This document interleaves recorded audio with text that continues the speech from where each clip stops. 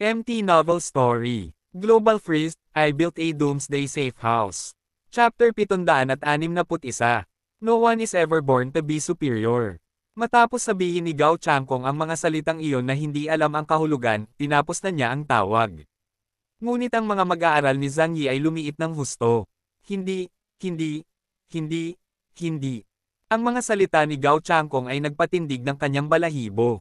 Para sa ilang kadahilanan, siya ay lubos na nakakaalam ng isang bagay. Dapat may nangyaring malaki. Ang kanyang kaliwang kamay ay humawak sa ulo ni Phoenix Yuanren, galit na hinihigop ang kanyang orihinal na kapangyarihan. Gaya ng inaasahan sa isang kapitan, ang Phoenix Inner Gene ay may napakatibay na pundasyon. Ang pakiramdam ng kapangyarihang bumubuho sa kanyang katawan ay naging komportable sa buong katawan ni Zhang Yi. Maging ang kanyang espasyo na malapit ng gumuho ay mabilis ding inaayos. Marahil dahil sa pagsipsip sa pinagmulan ng Phoenix Academy ren, ang mga supernatural na lason na iniwan niya sa alien space, iyon ay, ang kapangyarihan ng apoy ng karma, ay nagsimulang dahan-daang maglaho. Gayunpaman, si Zhang Yi ay walang oras upang magulat. Parang may nahuli siya, parang may nakita siyang sinulid sa gulong lana. Napaka-weird ng tono niya, hindi ito katulad ng sasabihin ng isang magaling na tao. Ayon sa kanyang past style of doing things, siguradong batiin niya ako ng maayos imbes na maging perfunctory.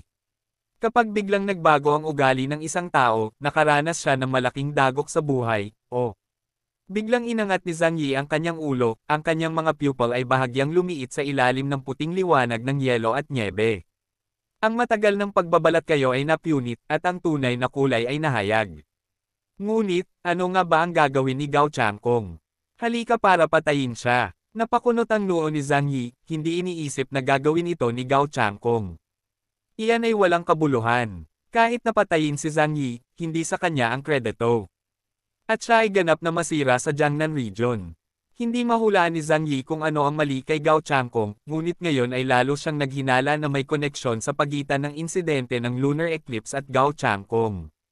Ang gut feeling lang. Ngunit pinili pa rin niyang makipag-ugnayan kaagad sa Blizzard City at sinabi kay Zhu Xing ang balita.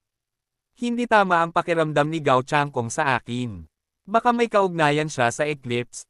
Mainam na mag-imbestiga ka kung may oras ka. Sumimangot si Zhu Xing, okay. Tiyak na iimbestigahan natin ang bagay na ito. Kumpirmadong may nakipagsabuatan sa eclipse sa loob ng Blizzard City. Ngunit kung sino ito, hindi pa natin masasabing sigurado. Sa sandaling ito, sinakian ni Yang Zhengzhen si Wawa sa tabi ni Zhang Yi. Kuya Zhang Yi, mayroon bang ganoong posibilidad?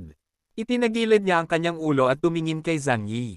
Itinaas ni Zhang Yi ang kanyang ulo at tumingin sa kanya, Zhengzhen, ano ang nahulaan mo?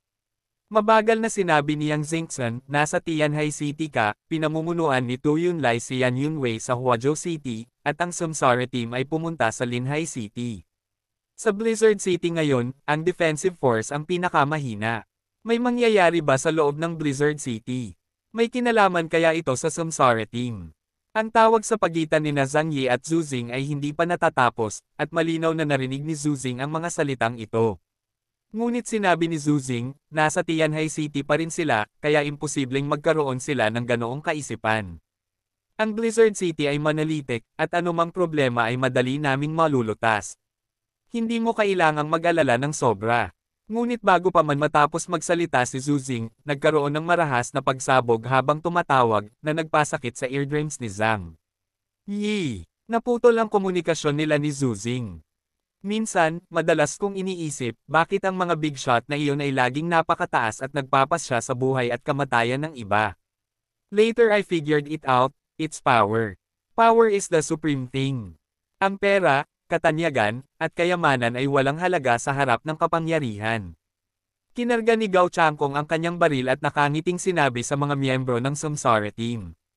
Ako ay nagsusumikap sa larangan ng basketball sa loob ng maraming taon, at nakamit ko ang mahusay na tagumpay at nanalo ng hindi mabilang na mga karangalan. Tinatawag nila akong isang bayani. Ngunit para sa isang bayaning tulad ko, pagkatapos ng katapusan ng mundo, hindi ko man lang mabigyan ng pagkakataon ng aking mga magulang na manirahan sa Blizzard City. Tumingin si Gao Changkong sa malaking itim na mataas na gusali sa labas at bahagyang pinaikit ang kanyang mga mata.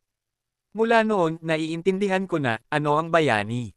Ang bayani ay wala sa harap ng kapangyarihan.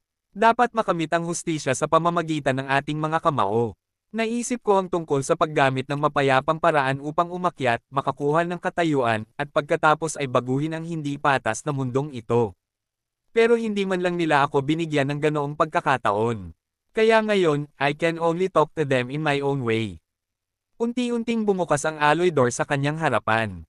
Sa oras na ito, isa-isang lumabas ang mga miyembro ng reincarnation team. Nakasuot ng combat uniform, tumayo sila sa harap ng gusali ng Combat Command Center. Nakita sila ng security guard sa pinto at ngumiti ito ng ngiti. Captain Gao, babalik ka kaagad. Ang misyon ba ay isang tagumpay? Alam kong walang gawain na hindi mo kayang tapusin.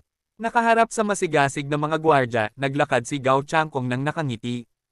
Bagamat lahat sila ay armado at handang makipaglaban, walang pumihil sa kanila. Dahil ang Samsara Team ang bayani ng Blizzard City. Sino ang magdududa sa kanilang patron? Ngunit mayroong isang bagay na hindi ka panipaniwala tungkol sa bagay na ito pagkatapos ng lahat. Hindi ba dapat nasa Linhai City ang Samsara Team, daan-daang kilometro ang layo? Bakit biglang sumulpot dito? May mga bantay sa ibaba na nag-isip at nagsumbong sa mga nakatataas. Matapos makuha ni Lan Xincheng ang balita, siya ay natigilan. Anong sabi mo? Lumabas sa command center ang mga tao sa Samsara Team. Nagulat din si Zuzing, Team Samsara. Hindi pa ba sila nasa itaas ng Tianhai City? Bakit sila nandito? Nanawagan na ang mga tauhan sa pagbabantay sa unang palapag. Sa katunayan, walang masama sa pagiging miyembro ng Samsara Team. Sa pamumuno ni Gao Changkong, may kabuoang 9 na miyembro ng koponan ang naruroon. Isang tao na lang ang kulang. Bakit sila nandito? Anong nangyayari? Biglang pumasok sa isip ni Zuzing ang babala ni Zhang Yi. Ang Samsara Team ay maaaring nagtaksil sa Blizzard City. Malamig na pawis ang bumuhos sa noo ni Lan Xincheng, ang nawawalang tao ay si Chen Xiaojeng na ang code ng kakayahan ay Chameleon. Kaya niyang itago ang kanyang sarili bilang kahit ano. Kinagat ni Zuzing ang kanyang mga ngipin at sumigaw, "Nako! Ang mga taong pumunta sa Linhai City ay peking lahat. Ang tunay na Samsara Team ay hindi pa umalis sa Blizzard City mula pa noong una." Oo, ang mga tao mula sa Samsara Team ay palaging naririto at hindi kailanman umalis. Ang natitira na lang ay ang Tengu Squad at ang Yanyun Elite na pinamumunuan ni Tu Yunlai. Hindi na kailangang pagdudahan kung ano ang gusto nilang gawin. Agad na sumigaw si Zuzing, huwag silang paakyatan. Agad na buhayin ang sistema ng seguridad ng gusali at utusan ang lahat ng gwardya sa lungsod na lumapit para sa suporta. Ang buong perimeter ng gusali ay agad na binalot ng isang makapal na layer ng mga espesyal na metal plate. Kasabay nito, ang mga koridor at hagdan sa bawat palapag ay pinaghihiwalay ng 12-dosenang makapal na pintong metal. Marahas na tumunog ang pulang alarma. Ang Combat Command Center ay may pinakamataas na antas ng paraan ng pagtatanggol. Hanggat ito ay ganap na aktibo, kahit na ang isang mataas na antas na alien ay umatake, ito ay imposibleng makalusot sa maikling panahon. Global Freeze, I Built a Doomsday Safe House. Chapter 762 Revolution. Walang inaasahan na biglang maglulunsad ng rebelyon ang Samsara Team. Ang buong Blizzard City ay agad na pumasok sa first level alert state. Binuksan din ng Combat Command Center building ang lahat ng security measures. Kinagat ni Zuzing ang kanyang mga ngipin at binuksan ang komunikasyon kay Gao Changkong. Gao Changkong, magre-rebelde ka ba? Isang makahulugang ngiti ang lumitaw sa sulok ng bibig ni Gao Changkong. Hindi, ito ay revolusyon. Sa sobrang galit ni Zuzing ay muntik na niyang basagin ang mesa gamit ang kanyang kamao. Tulala ang mga tauhan sa unang palapag. Bagamat mayroon din silang mga armadong puwersa sa pagtatanggol, sa kanilang lakas, paano kaya nila lalabanan ang buong Samsara Squad? Isa lang ang resulta, ang kamatayan.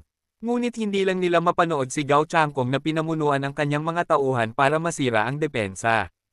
Ang eksena ay nahulog sa isang pagkapatas. Itinaas ng mga gwardya ang kanilang mga baril na may pag-aalinlangan sa kanilang mga mukha, at ang takot sa kanilang mga puso ay bomb-alot sa kanila. Sa sandaling ito, isang matatag na boses ang nagmula sa karamihan. Okay, ipaubaya mo sa akin ang bagay na ito. Sinundan ng lahat ang tunog at nakita si Wu Zhengjing mula sa security department na naglalakad palabas. Direktor, lumakad si Wu Zhengjing papunta kay Gao Changkong habang ang lahat ay pinagpapawisan para sa kanya. Kinuha ni Wu Zhengjing ang remote control mula sa kanyang bulsa at binuksan ang mga paghihigpit sa seguridad sa unang palapag at pinto ng elevator. Nanlaki ang mata ng lahat.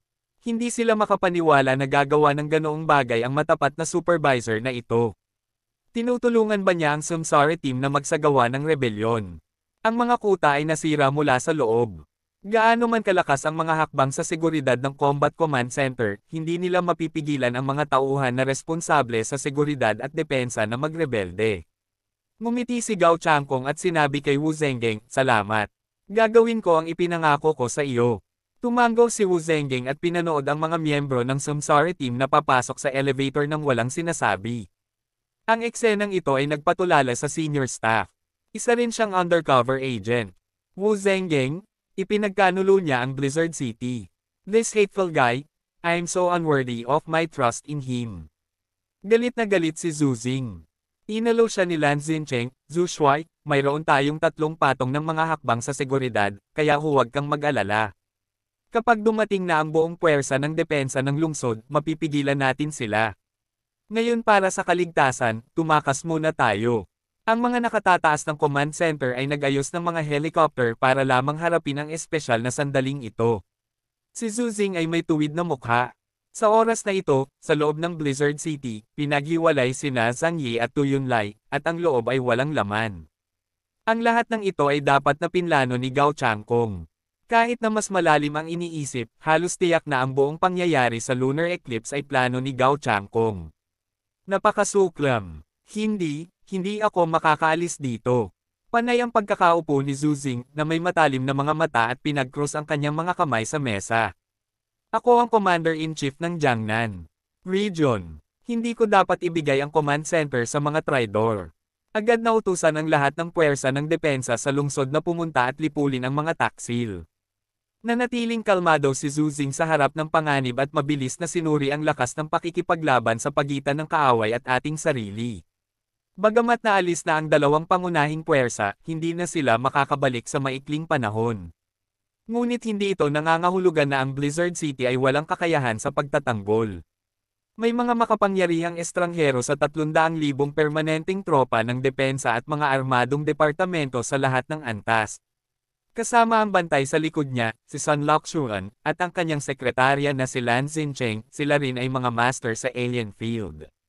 Dito, makipag-away ka kay Gao Changkong. Kasabay nito ang panibagong tanong sa kanyang isipan. Bakit nakipagsabuatan si Gao Changkong na dating pambansang bayani sa palakasan, sa Neanronan at ipinagkanulo ang rehiyon ng Jiangnan? Nag-aalalang hinimok ni Lan Xincheng, ngunit ang iyong kaligtasan sa buhay ang pinakamahalaga. Kung may mangyari sa iyo, ano ang mangyayari sa buong Blizzard City? Ano ang mangyayari sa Jiangnan Region? Giit ni Zhu Xing, "Takasan. Saan ako makakatakas? Wala akong pupuntahan, nandito lang ako para tingnan kung ano ang magagawa nila sa akin." Puno ng pagkabalisa ang mukha ni Lan Xincheng at wala siyang ibang magagawa kundi sumigaw, pumasok sa first level alert state. "Dapat tayong mag-ingat laban dito kahit anong mangyari. Hindi natin sila dapat hayaang pumunta rito." Ang balita ng paghihimagsik ng Samsara team ay agad na kumalat sa buong armadong departamento ng Blizzard City at sa mga tainga ng malalaking organisasyon. Hindi alam ng mga ordinaryong tao ang mga pagbabago dito. Ito ay para patatagin ang puso ng mga tao.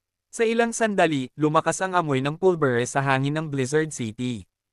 Ang mga tropa ng Yanyon, mga puwersa ng depensa, at mga pribadong sundalo mula sa ilang malalaking puwersa ay nagsimulang sumugod sa command center. Talagang hindi nila kayang tiisin si Gao Changkong na patayin si Zhu Xing. Dahil kapag namatay si Zhu Xing, nangangahulugan ito na babagsak ang order na pinaghirapan ng buong Blizzard City na itatag. Bukod sa kanila, nakatanggap din ng balita ang Tengo Team at Yan Yunwei sa pangunguna ni Tu Yunlai na daan-daang kilometro ang layo. Nanlaki ang mga mata ni Tu Yunlai sa galit. Katatapos lang niyang makitungo sa Jidao Demon, ngunit siya at ang kanyang mga piling tao ay nawalan din ng maraming enerhiya. Higit pa, ang distansya ay malayo at aabutin ng ilang oras upang makabalik kahit ngayon. Ngunit sinabi pa rin niya ng walang pag-aalinlangan, lahat ay nagtipon at bumalik kaagad sa Blizzard City upang sugpuin ang rebelyon. Mabilis na sumakay sa helicopter ang mga tao ni Yan Yunwei at sumugod patungo sa Blizzard City. Matapos marinig ni Zhang Yi ang balita, mamulong na lang siya sa sarili, nahulaan ko ba talaga?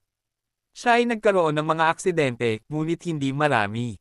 Pagkatapos ng katapusan ng mundo, nakita niya ang napakaraming bagay tulad ng kalikasan ng tao.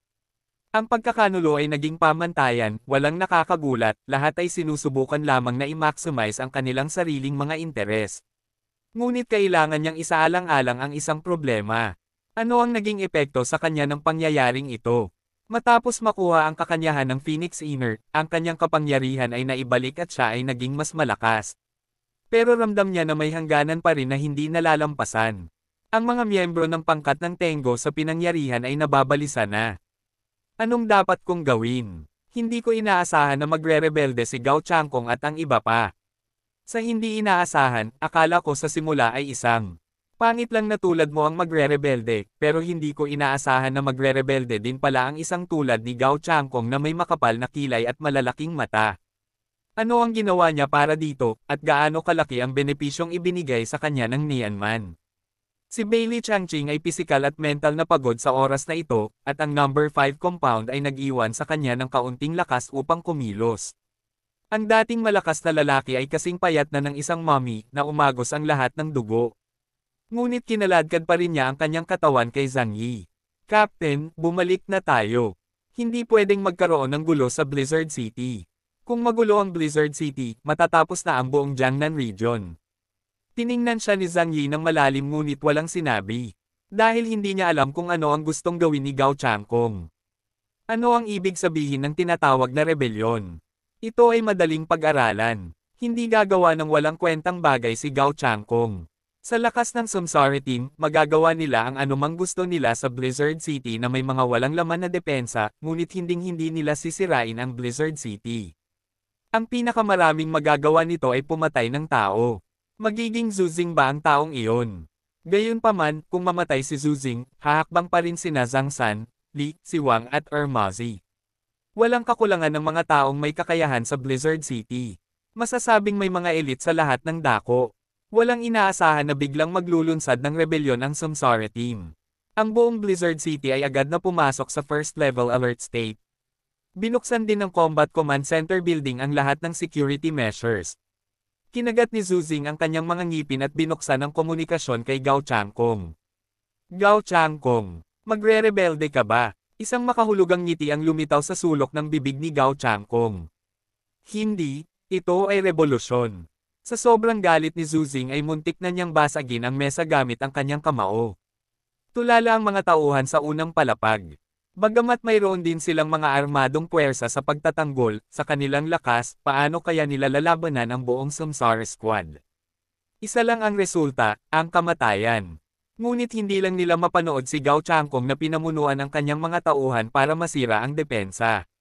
Ang eksena ay nahulog sa isang pagkapatas. Itinaas ng mga gwardya ang kanilang mga baril na may pag-aalinlangan sa kanilang mga mukha, at ang takot sa kanilang mga puso ay bumalot sa kanila. Sa sandaling ito, isang matatag na boses ang nagmula sa karamihan. Okay, ipaubaya mo sa akin ang bagay na ito. Sinundan ng lahat ang tunog at nakita si Wu Zhengjing mula sa security department na naglalakad palabas. Direktor, lumakad si Wu Zhengjing papunta kay Gao Changkong habang ang lahat ay pinagpapawisan para sa kanya. Kinuha ni Wu Zhengjing ang remote control mula sa kanyang bulsa at binuksan ang mga paghihigpit sa seguridad sa unang palapag at pinto ng elevator. Nanlaki ang mata ng lahat. Hindi sila makapaniwala na gagawa ng ganoong bagay ang matapat na supervisor na ito. Tinutulungan ba niya ang Samsara Team na magsagawa ng rebelyon? Ang mga kuta ay nasira mula sa loob. Gaano man kalakas ang mga hakbang sa seguridad ng Combat Command Center, hindi nila mapipigilan ang mga tauhan na responsable sa seguridad at depensa na magrebelde. Ngumiti si Gao Changkong at sinabi kay Wu Zhengjing, "Salamat. Gagawin ko ang ipinangako ko sa iyo." Tumango si Wu Zhengjing at pinanood ang mga miyembro ng Samsara Team na papasok sa elevator nang walang sinasabi. Ang eksenang ito ay nagpatulala sa senior staff. Isa rin siyang undercover agent. Wu Zhengjing, ipinagkanulo niya ang Blizzard City. This hateful guy, I'm so unworthy of my trust in him. Galit na galit si Zuzing. Inalo siya ni Lan Xincheng, Zhu Shuai, mayroon tayong 3 patong ng mga hakbang sa seguridad, kaya huwag kang mag-alala. Kapag dumating na ang buong puwersa ng depensa ng lungsod, mapipigilan natin sila. Ngayon para sa kaligtasan, tumakas muna tayo. Ang mga nakatataas ng command center ay nag-ayos ng mga helicopter para lamang harapin ang espesyal na sandaling ito. Si Zuzing ay may tuwid na mukha. Sa oras na ito, sa loob ng Blizzard City, pinaghiwalay sina Zhang Yi at Tu Yunlai, at ang loob ay walang laman. Ang lahat ng ito ay dapat na pinlano ni Gao Changkong. Kahit na mas malalim ang iniisip, halos tiyak na ang buong pangyayari sa lunar eclipse ay plano ni Gao Changkong.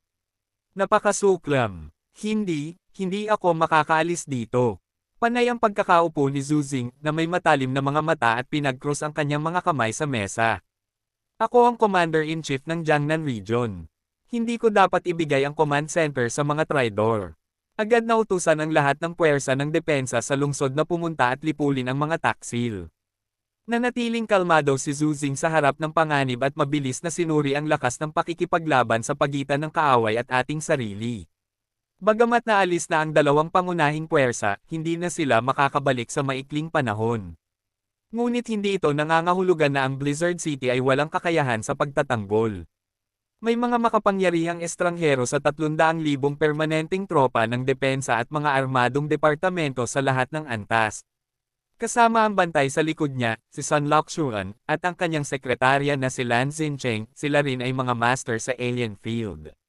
Dito, makipag-away ka kay Gao Changkong.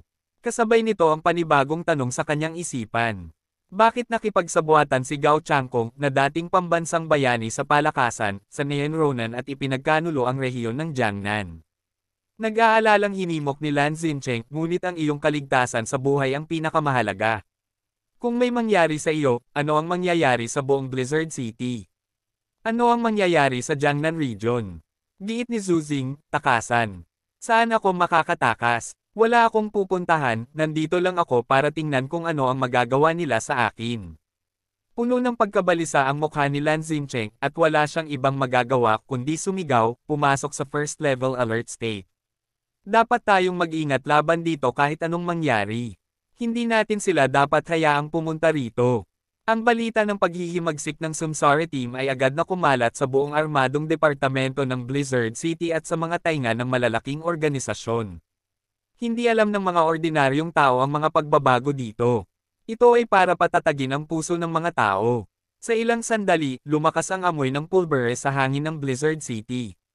Ang mga tropa ng Yanyon, mga puwersa ng depensa, at mga pribadong sundalo mula sa ilang malalaking puwersa ay nagsimulang sumugod sa command center. Talagang hindi nila kayang tiisin si Gao Changkong na patayin si Zuzing. Dahil kapag namatay si Zuzing, nangangahulugan ito na babagsak ang order na pinaghirapan ng buong Blizzard City na itatag. Bukod sa kanila, nakatanggap din ng balita ang Tengo Team at Yan Yunwei sa pamumuno ni Tu Yunlai na daan-daang kilometro ang layo. Nanlaki ang mga mata ni Tu Yunlai sa galit. Katatapos lang niyang makitungo sa Jidao Demon, ngunit siya at ang kanyang mga piling tao ay nawalan din ng maraming enerhiya. Higit pa, ang distansya ay malayo at aabutin ng ilang oras upang makabalik kahit ngayon. Ngunit sinabi pa rin niya ng walang pag-aalinlangan, lahat ay nagtipon at bumalik kaagad sa Blizzard City upang sugpuin ang rebelyon. Mabilis na sumakay sa helicopter ang mga tao ni Yan Yunwei at sumugod patungo sa Blizzard City. Matapos marinig ni Zhang Yi ang balita, mamulong na lang siya sa sarili, nahulaan ko ba talaga? Siya ay nagkaroon ng mga aksidente, ngunit hindi marami. Pagkatapos ng katapusan ng mundo, nakita niya ang napakaraming bagay tulad ng kalikasan ng tao. Ang pagkakanulo ay naging pamantayan, walang nakakagulat, lahat ay sinusubukan lamang na i-maximize ang kanilang sariling mga interes. Ngunit kailangan niyang isaalang-alang ang isang problema. Ano ang naging epekto sa kanya ng pangyayaring ito? Matapos makuha ang kakanyahan ng Phoenix Inner, ang kanyang kapangyarihan ay naibalik at siya ay naging mas malakas. Pero ramdam niya na may hangganan pa rin na hindi nalalampasan. Ang mga miyembro ng pangkat ng Tengo sa pinangyarihan ay nababalisa na. Anong dapat kong gawin? Hindi ko inaasahan na magre-rebelde si Gao Changkong at ang iba pa. Sa hindi inaasahan, akala ko sa simula ay isang pangit lang na tulad mo ang magre-rebelde, pero hindi ko inaasahan na magre-rebelde din pala ang isang tulad ni Gao Changkong na may makapal na kilay at malalaking mata. Ano ang ginawa niya para dito, at gaano kalaki ang benepisyong ibinigay sa kanya ng Nianman? Si Bailey Changqing ay pisikal at mental na pagod sa oras na ito, at ang number 5 compound ay nag-iwan sa kanya ng kaunting lakas upang kumilos. Ang dating malakas na lalaki ay kasing payat na ng isang mommy na umagos ang lahat ng dugo. Ngunit kinaladkad pa rin niya ang kanyang katawan kay Zhang Yi. Captain, bumalik na tayo. Hindi pwedeng magkaroon ng gulo sa Blizzard City. Kung magulo ang Blizzard City, matatapos na ang buong Jiangnan region. Tiningnan siya ni Zhang Yi ng malalim ngunit walang sinabi. Dahil hindi niya alam kung ano ang gustong gawin ni Gao Changkong. Ano ang ibig sabihin ng tinatawag na rebelyon? Ito ay madaling pag-aralan. Hindi gagawa ng walang kwentang bagay si Gao Changkong. Sa lakas ng Samsara Team, magagawa nila ang anumang gusto nila sa Blizzard City na may mga walang laman na depensa, ngunit hinding-hindi nila sisirain ang Blizzard City. Ang pinakamaraming magagawa nito ay pumatay ng tao. Magiging Zuzing ba ang taong iyon? Gayunpaman, kung mamatay si Zuzing, hahakbang pa rin sina Zhang San, Li, si Wang at Ermazi. Walang kakulangan ng mga taong may kakayahan sa Blizzard City. Masasabing may mga elite sa lahat ng dako. Chapter 765. Go and kill Gao Changkong. Sa pagharap sa mga personal na gwardya ni Zuzing, si Gao Changkong ay hindi nang ahas na maging pabaya. Ngunit wala siyang balak na kumilos. Sa halip, ang deputy captain sa tabi niya, si Jia Sen, ay humakbang pasulong. Mr. Son, hayaan mo akong matutunan ang iyong mga kasanayan. Sumimangot si Son Lakshuan at malamig na sinabi, ikaw. Haha, kahit gaano ako kasama, hindi ako vice captain na pwedeng manggulo sa akin. Sinusubukan mo bang gamitin ang sarili mong buhay para maantala ako? Nakangiting naglakad si Gao Changkong at inilagay ang kamay sa balikat ni Jia Sen. Mr. Son, huwag mo siyang maliitin. Posibleng may ibibigay siyang surprise sa iyo. Dapat mong malaman na ang aking kakayahan ay, ang kamatayan ay reincarnation. Kaya maaari kong gamitin ang aking kakayahan ng paulit-ulit upang magsagawa ng mga pagbabawa sa panahon ng reincarnation. Nakangiting tanong ni Gao Changkong, hulaan mo kung gaano na ako katagal naghahanda para sa araw na ito. May maingat na tingin sa mga mata ni Son Lakshuan. Anong gusto mong sabihin? Nagpatuloy si Gao Changkong, syempre alam ko na may isang taong katulad mo sa tabi ni Zuzing. Kaya't paulit-ulit kitang hinuha at inaway. Nalaman ko na ang kakayahan mo. Tumingin siya kay Jia Sen sa tabi niya na may pagmamalaki. At siya ang inihanda ko partikular para sa iyo. Biglang, lumubog ang puso ni Son Lakshuan. Syempre alam niya kung ano ang kaya ni Gao Changkong. Kung ang gayong tao ay gumugugol ng isang malaking halaga ng oras at enerhiya sa pagpaplano ng isang bagay, walang sino man ang maaaring magbantay laban dito. Dahil maaari siyang magkaroon ng hindi mabilang na mga pagkakataon na mabaygo at pagkatapos ay magsimulang muli. Ngunit isang pagkakataon lang ang kanyang kalaban. Kung matalo ka, patay ka talaga. Hindi mo talaga akalain na matatalo mo ako dito, di ba? Ang Son Lakshuan ay hindi ginulo ni Gao Changkong. Bilang isang nangungunang malakas na tao, ang determinasyon ang pinakapangunahing etika. There's no need to beat you. Kailangan lang kitang pigilan. Nakangiting sabi ni Gao Changkong. Kinaladkad na ni Jia Sen ang kanyang malaking mahabang espada at mabilis na sumugod patungo sa Son Lakshuan. Ang mga itim na sinulid sa mga kamay ni Son Lakshuan ay naging mas marahas. Halika, gusto kong makita kung may kakayahan kang pigilan ako. Naglaslas si Jia Sen gamit ang kanyang espada, at isang nakasisilaw na berdeng ilaw ang bumungad sa buong sahig. Makalipas ang ilang segundo, nawala ang berdeng ilaw sa lugar. Ngunit pareho sina Yu Shen at Son Lakshuan, na nag-aalay ng mga sakripisyo, ay nawala. Biglang naramdaman ni Son Lakshuan na nagbago ang espasyo sa paligid niya. Ito ay isang berdeng espasyo, na napapalibutan ng mga berde at hindi nakikitang mga bagay. Siya lang at si Jia Sen ang nasa espasyong ito. Itinaas ni Jia Sen ang higanting espada sa kanyang kamay at itinutok ito sa ulo ni Son Lakshuan. Pinangalanan ko itong kakayahan, solo, hindi ba? Hindi ka makakatakas sa puwang na ito hanggat hindi mo ako pinapatay. Kaya, huwag mong abalahin ang kapitan na patayin si Zuzing. Ang ekspresyon sa mukha ni Son Lakshuan ay agad na naging parang mabangis na multo. Tumigil siya sa pagsasalita ng walang kaparerekan at ipinutok ang itim na sinulid kay Jia Sen. Walang silbi, matanda. Tumawa si Jia Sen at mabilis na iwinagayway ang higanting espada sa kanyang kamay, pinaalis ang libu-libong itim na sinulid. Sinabi ng kapitan na sa daan-daang reinkarnasyon na ginaya niya, ang pinakamagandang resulta ko ay isang tay lang sa iyo. Pero kailangan mong manalo, at hanggat hindi ako matatalo, tapos na ang laban na ito. Umungol si Sun Locke, kung gayon, papatayin muna kita, at pagkatapos ay si Gao Changkong. Ang mga itim na sinulid na sutla sa kanyang mga kamay ay napakatigas, at ang mga ito ay matalas na talam na maaaring pumatay ng mga tao at makapukaw ng mga kaluluwa. Hindi nagtagal, kumalat ang mga siksik na sinulid sa buong espasyo sa paligid ni Jiasen. Sa ilalim ng blockade ng ganitong uri ng dragnet, walang makakataka sa pag-atake ng Infinite Line Blade. Ngunit pinigilan ni Yushen ang ngiti sa kanyang mukha at malamig na sinabi. By the way, let me tell you. Ang lakas ko din captain level. Minsan ay may hula si Zhang Yi. Kung ang isang tao ay talagang makakapag-trigger ng reincarnation ng walang hanggan. Kung gayon ang oras at karanasan na mayroon siya ay higit na mauuna sa lahat. Sa kasong ito, kahit na siya ay isang basura, siya ay magiging isang malakas na tao sa mahabang taon. Hindi lamang ito kayang gawin ni Gao Changkong ng mag-isa. Maaari rin niyang tulungan ang mga nakapaligid sa kanya na gawin din iyon. Si Jia Sen ang piraso ng Jade na natuklasan niya. Ngayon siya ay nominally ang Vice Captain, ngunit mayroon na siyang combat power na hindi mas mahina kaysa sa Captain level. Ang Sumsari team ay may kabuoang 2 Captain level combat capabilities.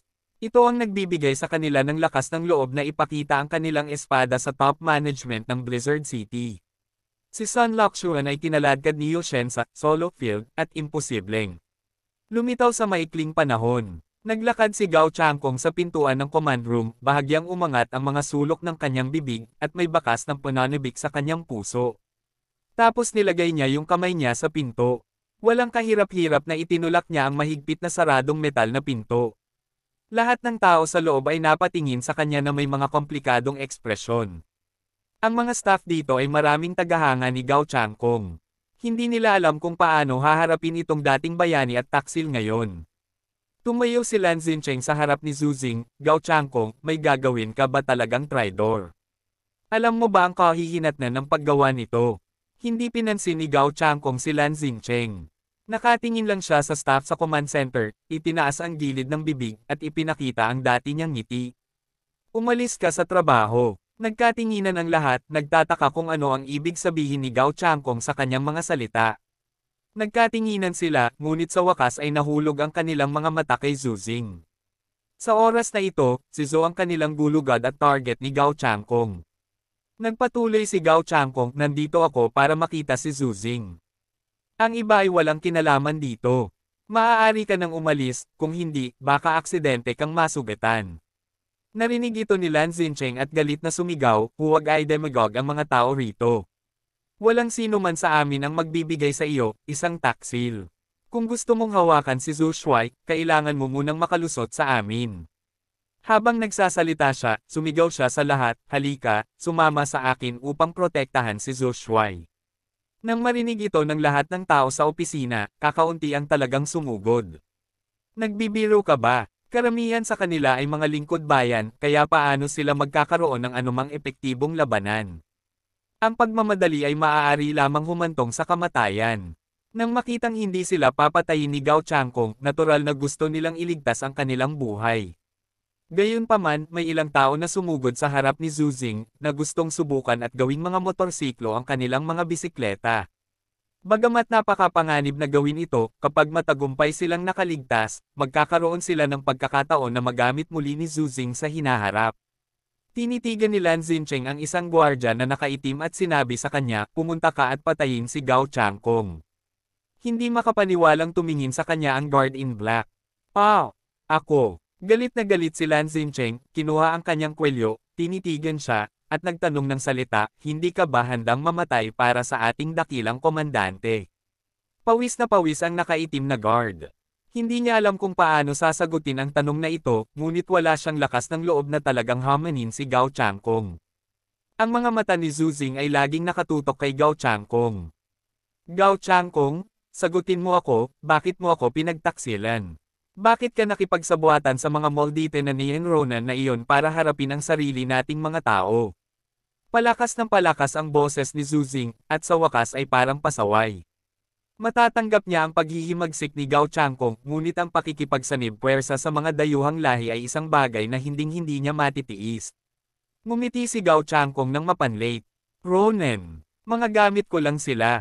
Kahit na mapatay si Deng Shentong at matalo si Zhang Yi, papatayin ko sila gamit ang sarili kong mga kamay sa huli. Medyo unexpected lang, pero hindi makakaapekto sa final result. Chapter 766. Righteousness and Hypocrisy. Sa orihinal na plano ni Gao Changkong, kinailangang mamatay si Deng Shentong. Namatay si Deng Shentong, ngunit natural na kinuha niya ang gawain ng pagsakop sa eclipse. Sa ganitong paraan, maaari siyang maging pinaka-prestihiyosong tao sa Blizzard City. Pagkatapos ay maaari siyang lumapit at mas malapit sa core ng kapangyarihan. Sa huli, ang kailangan lang niyang gawin ay lumikha ng isang aksidente at patayin si Zhu Xing, at maaari siyang maging bagong Commander-in-Chief ng Blizzard City. Magagamit niya ang sarili niyang paraan para gumawa ng bagong Blizzard City. Sa kasamaang palad, hindi namatay si Zhang Yi, ngunit nagtagumpay sa pagpatay sa Eclipse Moon. Pagkatapos, kung mabaygo ang plano A ni Gao Changkong, maaari lamang niyang ipatupad ang plano B. Sinasamantala ang kawalan ng laman sa loob ng Blizzard City, direktang patayin si Zhu Xing. Malamig na tinitigan ni Zhu Xing si Gao Changkong. Plano mo na ang lahat simula pa lang, di ba? Ikaw ang especially iya sa Blizzard City. Ito ay dahil sa inihayag mo ang impormasyon tungkol sa aming mga aksyon kaya nabigo ang operasyon ng pagkubkob at pagsugpo ng Celestial Team. Kahit na si Zhang Yi ay tinambangan ng Eclipse Moon at ng Tianlong Pirates, kasalanan mo ang lahat. Sinabi ni Gao Changkong sa mabilis na tono, bueno, gaya ng inaasahan kay Zhu Shuai, mabilis siyang nag-react. Gayunpaman, medyo late ka na nagising. Bumaba ang mga mata niya sa iba. Ano, gusto mo bang dito sila manatili at ilibing kasama mo? I don't like killing innocent people indiscriminately. They are all very good talents. Kakailanganin pa rin sila ng Jiangnan region in the future. Ang tanging taong gusto kong patayin ay ikaw. So, tumingin siya sa iba, talaga bang mamamatay kayo kasama si Zhu Xing? Ang mga mata ni Gao Changkong ay may tono ng pagtatanong, at ang mga sulok ng kanyang bibig ay tumaas ng magiliw ng ngiti. Pero walang magdududa na nagbibiro siya nang sabihin niyang gusto niyang patayin ang lahat. Medyo kakaiba na ang atmosphere sa opisina, at nagsimulang manginig ang ilang empleyado. Sa harap ng buhay at kamatayan, sa wakas ay hindi na kinaya ng ilang empleyado. Isang babae ang umiyak at sumigaw, gusto kong umalis sa trabaho. Umalis si Gao Changkong sa napaka-gentleman na paraan, maaari ka nang umalis. Ang babae ay hindi nang ahas na lingunin sina Zhu Xing at Lan Xincheng, at tumakbo palabas na umiiyak. Sa kanyang pangunguna, ang iba ay pinangungunahan din ng pagnanais na mabuhay at nagmamadaling lumabas ng pinto. Ipinikit ni Zhu Xing ang kanyang mga mata at kumaway sa ilang nag-aalangan na mga nasasakupan sa paligid niya, kayong lahat ay umalis, ang target nila ay ako. Ilang tao ang naaliw. Matapos matanggap ang utos ni Zhu Xing, bumulong sila ng, mag-iingat ka, Commander Zhu, at saka sumunod sa iba palabas ng opisina. Sa huli, tanging si Lan Xincheng ang natitira sa tabi ni Zhu Xing. Siguro dahil ayaw niyang tumakas. Ngunit higit sa lahat, ito ay dahil sila ni Zhu Xing ay nakatali na. Bilang sekretarya ni Zhu Xing, kapag namatay si Zhu Xing, mawawala sa kanya ang lahat sa Blizzard City habang siya ay nabubuhay pa. Pagdating ng panahon, kapag may bagong Commander-in-Chief na naupo, ituturing pa rin siyang deserter. Imbes na mamatay ka ng masama sa oras na iyon, mas mabuting lumaban ngayon. Tumingin si Gao Changkong kay Zhu Xing, na nakaupo sa upuan at nakaharap sa kanya. Ngayon, hayaan mo akong sumakay sa iyo. Zhu Xing, Commander-in-Chief. Tumingin si Zhu Xing kay Gao Changkong, ang kanyang mukha ay mabagsik, at nagtanong siya sa malalim na boses, maaari ko bang itanong, ano ang dahilan ng iyong paghihimagsik? Sa paanong paraan naawa sa iyo ang rehiyon ng Jiangnan? Narito, nasa iyo ang lahat, at iginagalang ka ng libu-libong tao. Ngunit kung ipagkanulo mo kami, ano ang mapapala mo? Lalong lumawak ang kurba din ng mga sulok ng bibig ni Gao Changkong. Hehe, hahaha, humagalpak siya ng tawa. Zhu Xing, hindi mo ba alam kung bakit gusto kitang patayin? Hanggang ngayon, I see, it's true. Sa iyong mga mata, para sa isang maliit na tao na tulad ko, lahat ay hindi mahalaga at hindi gaanong mahalaga. Tumawa siya at nanlamig ang mga mata. Gusto ko lang ipaalala sa'yo. Pagkatapos ng mundo, namatay din ang mga magulang ko dahil sa mga regulasyong ipinahayag mo. Lahat sila ay nasa 60 taong gulang na. Wala silang kakayahang mabuhay sa apocalypse. Ang utos mo ang naging dahilan upang sila ay itaboy sa Blizzard City. Mula noon, pinag-iisipan kong patayin ka at ang mga executive ng Blizzard City na gumagawa ng mga batas sa iyo sa lahat ng oras. Matapos makinig sa mga salita ni Gao Changkong, pinaikit ni Zuzing ang kanyang mga mata nang walang magawa. Dahil dito pala, ngunit sa ilalim ng mga pangyayari sa oras na iyon, ang paggawa niyan ay isang hindi maiiwasang pagpipilian. Wala kaming kakayahang magpakain ng napakaraming tao. Ang buong populasyon ng Jinling ay orihinal na mayroong 1,500 milyong permanenteng residente. Habang lumalaganap ang sakuna, nagsimulang magtipon ang mga residente mula sa mga nakapaligid na lungsod sa Blizzard City. Ang bawat tao ay umaasa na dalhin ang kanilang pamilya at mga kaibigan sa kuta ng Doomsday na ito at hayaan silang mabuhay. Kung hindi tayo gagawa ng mga hakbang at hahayaan lamang na mabuhay ang mga makakapagbigay ng mas mataas na halaga, kung gayon ang huling resulta ay ang lahat ay mamamatay ng magkasama. Naging matatag ang tono ni Zuzing. So, pare-pareho ang mga magulang mo. Matapos makinig sa paliwanag ni Zuzing, pumalakpak si Gao Changkong sa kanyang mga kamay. Magandang paliwanag iyon. Karapat-dapat siyang maging Commander-in-Chief Zhu Zhengjeng. Siya ay talagang patas at tapat, nakahanga-hanga. Kung ganito talaga ang gagawin mo, baka maiintindihan ko yon sa puso ko. Ngunit hindi mo ginawa. Isang sarkastikong tingin ang sumilay sa gilid ng bibig ni Gao Changkong. Naglakas loob ka bang sabihin na pare-pareho ang iyong mga pamantayan para sa lahat? Halos 60 taong gulang ka na sa taong ito, at hindi ka estranghero. Kung hindi ka uupo sa upuang ito, hindi ka man lang makakagawa ng mabigat na trabaho. Sinusuportahan mo pa rin ang iyong asawa at anak sa bahay, at hindi nila kailangang lumahok sa paggawa. Marami ring matataas na opisyal sa Blizzard City. Kapareho ba sila ng ibang ordinaryong tao? Ano ang halaga na ibinibigay nila upang sila at ang kanilang mga pamilya ay mamuhay ng mapayapa sa Blizzard City? Tumaas din ng ilang decibel ang boses ni Gao Changkong. Ang mga matataas na pader sa Blizzard City mula sa Area S hanggang Area E ay natural na mga hadlang sa pagitan ng mga klase. Hindi mo patas ang pakikitungo sa lahat sa simula pa lang. Sa iyong paningin, kaming mga taga-Area E ay mabababang tao. At ngayon, ang aking personal na Commander-in-Chief Zuzing, ikaw ay nasa bingit ng kamatayan, ngunit ikaw ay nakaupo dito at patuloy na nagsasabi sa akin ng fairness. Hindi mo ba naisip na ito ay napakakatawa-tawa? Tumingin si Gao Changkong kay Zuzing mula sa mataas na posisyon. Ngumiti siya ng malapad at tinuya si Zuzing. Binibigkas niya ang mga katagang pinipigilan niya sa loob ng kalahating taon, ibinuhos ang puot at ayaw niyang naipon sa mahabang panahon.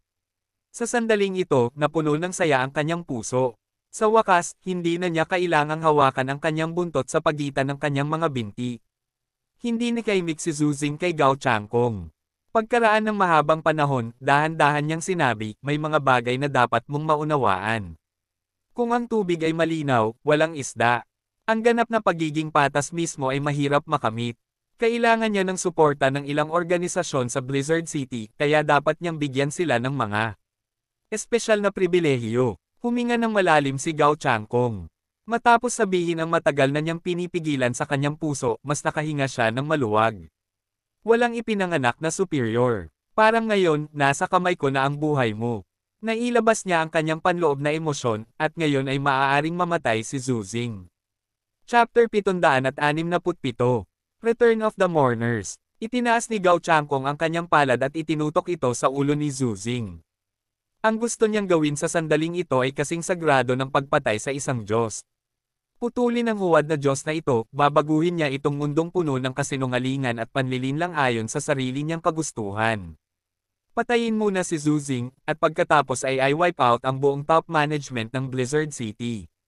Ibig sabihin, iyong mga taong may mataas na posisyon bago ang katapusan ng mundo. Sa pamamagitan lamang ng pagwawasak ng lahat at pagsisimula muli ay mabubuo ang kaayusan ng mundong ito. Ito ang pinakamalaking kahalagahan ng pagdating ng katapusan ng mundo. Ngunit nang kikilos na si Gao Changkong, isang pamilyar na boses ang narinig niya. Gao Changkong, nagkamali ka. Sa mga anino ng command room, kumikislap ang liwanag, at ang nakakasilaw na puting liwanag ay nagpawala sa paningin ng lahat. Isang puting ilaw ang naging pinto at dahan-daang bumukas, at dahan-daang lumabas sa liwanag na pinto ang isang matangkad at gwapong lalaki na nakasuot ng silver combat uniform at mahabang silver hair. Si Deng Shentong, na dapat na mamatay sa Jiangning City, ay mahimalang nagpakita sa pagitan ni Zhu Xing at Gao Changkong. Hindi lang siya, kundi sa likod niya, isa-isang lumabas ang isang dosenang makapangyarihang alien na nakasuot ng silver armor at tumayo sa likuran niya. Kabilang sa kanila si Bai Chanyo, ang deputy captain ng God Team. Ang iba pang 12 ng mga estranghero ay lahat ay natatakpan ng espesyal na baluti, at ang kanilang mga mukha ay hindi malinaw na nakikita. Mula pa lamang sa malakas na aura na nagmumula sa kanila, mararamdaman mo na ang lakas ng mga taong ito ay tiyak na hindi mas mahina kaysa sa mga miyembro ng pangkat ng investigasyon. Napapikit si Gao Changkong nang makita niyang biglang sumulpot si Deng Shentong sa eksena. Deng Shentong, long time no see. Buhay ka pa. Nagulat si Lan Xincheng sa hitsura ni Deng Shentong. Gayunpaman, nalaman niyang walang malasakit ang ekspresyon ni Zhu Xing, at halatang matagal na niyang alam ang bagay na ito. Palihim siyang nakahinga ng maluwag, medyo nakaka-relax sa loob. Si Zhu Shuai pala ay pinaghandaan ito. Tila kahit ako ay itinago sa kadiliman tungkol sa buong bagay. Paano nalaman ni Lan Xincheng na ang lahat ng ito ay binalak ni Zhu Xing at Deng Yuanbo? Matapos ang kabiguan ng ikalawang pagkubkob, nakumpirma nila na mayroong isang undercover na ahente ng Eclipse sa Blizzard City. Kung hindi malulutas ang problemang ito, hindi lamang sila haharap sa panggigipit mula sa labas ng mundo, ngunit maaari rin silang magdusa ng panloob na kaguluhan. Kaya naman nagsabuatan ang dalawa at gumawa ng plano. Ang kawalan ng laman na lumilitaw sa Blizzard City ngayon ay sadyang nilikha ni Zhu Xing. Ang layunin ay hayaan ang mga rebelde na tumalon sa kanilang sarili. Tahimik na umupo si Zhu Xing sa upuan at tumingin kay Gao Changkong na may kaunting panghihinayang. Sayang naman, bakit ikaw pa ang nagrebelde? Napakahirap magsanay ng isang alien sa antas ng kapitan. Ito ay may kaugnayan sa talento.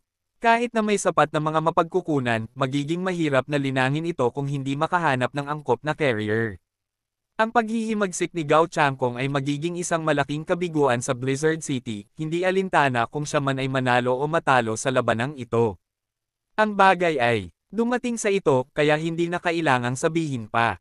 Mahinahong sabi ni Gao Changkong.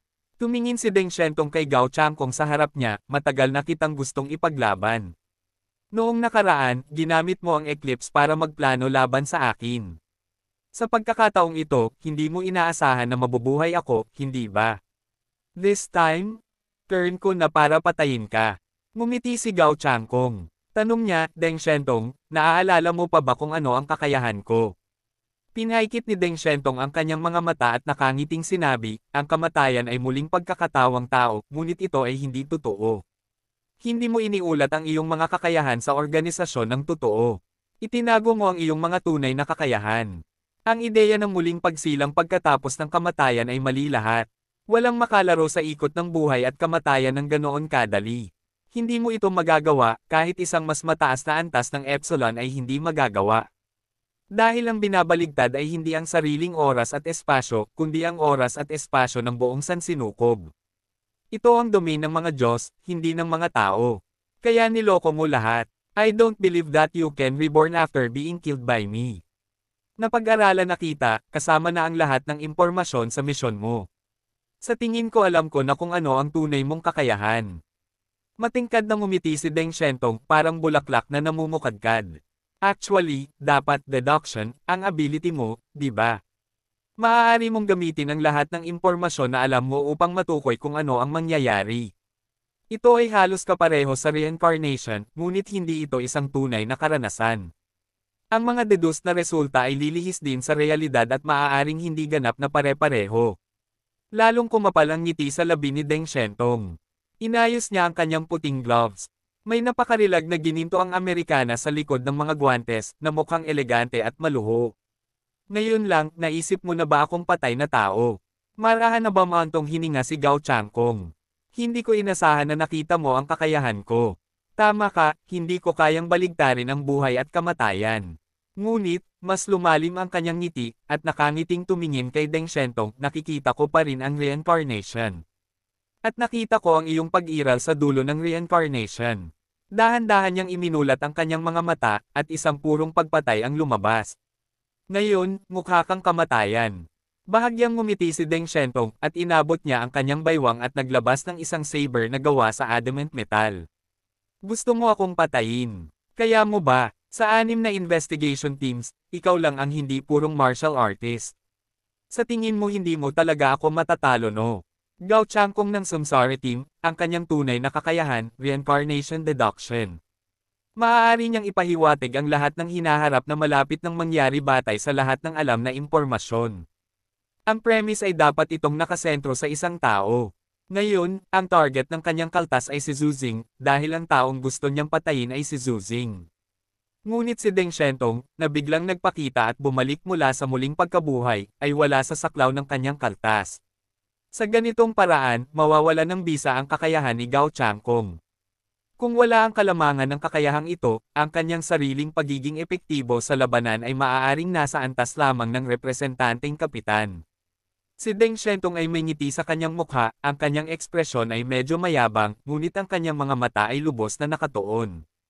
Sa loob ng kalahating oras, babalik sina Tu Yunlai at Zhang Yi. Mas mabuti kung mapatay ko kayong mga rebelde sa loob ng kalahating oras na ito. Kahit hindi ko magawa, maaari kong ipagpaliban ang oras. Hanggang sa bumalik sila. Kahit ano pa ang resulta, determinado ang pagkatalo mo.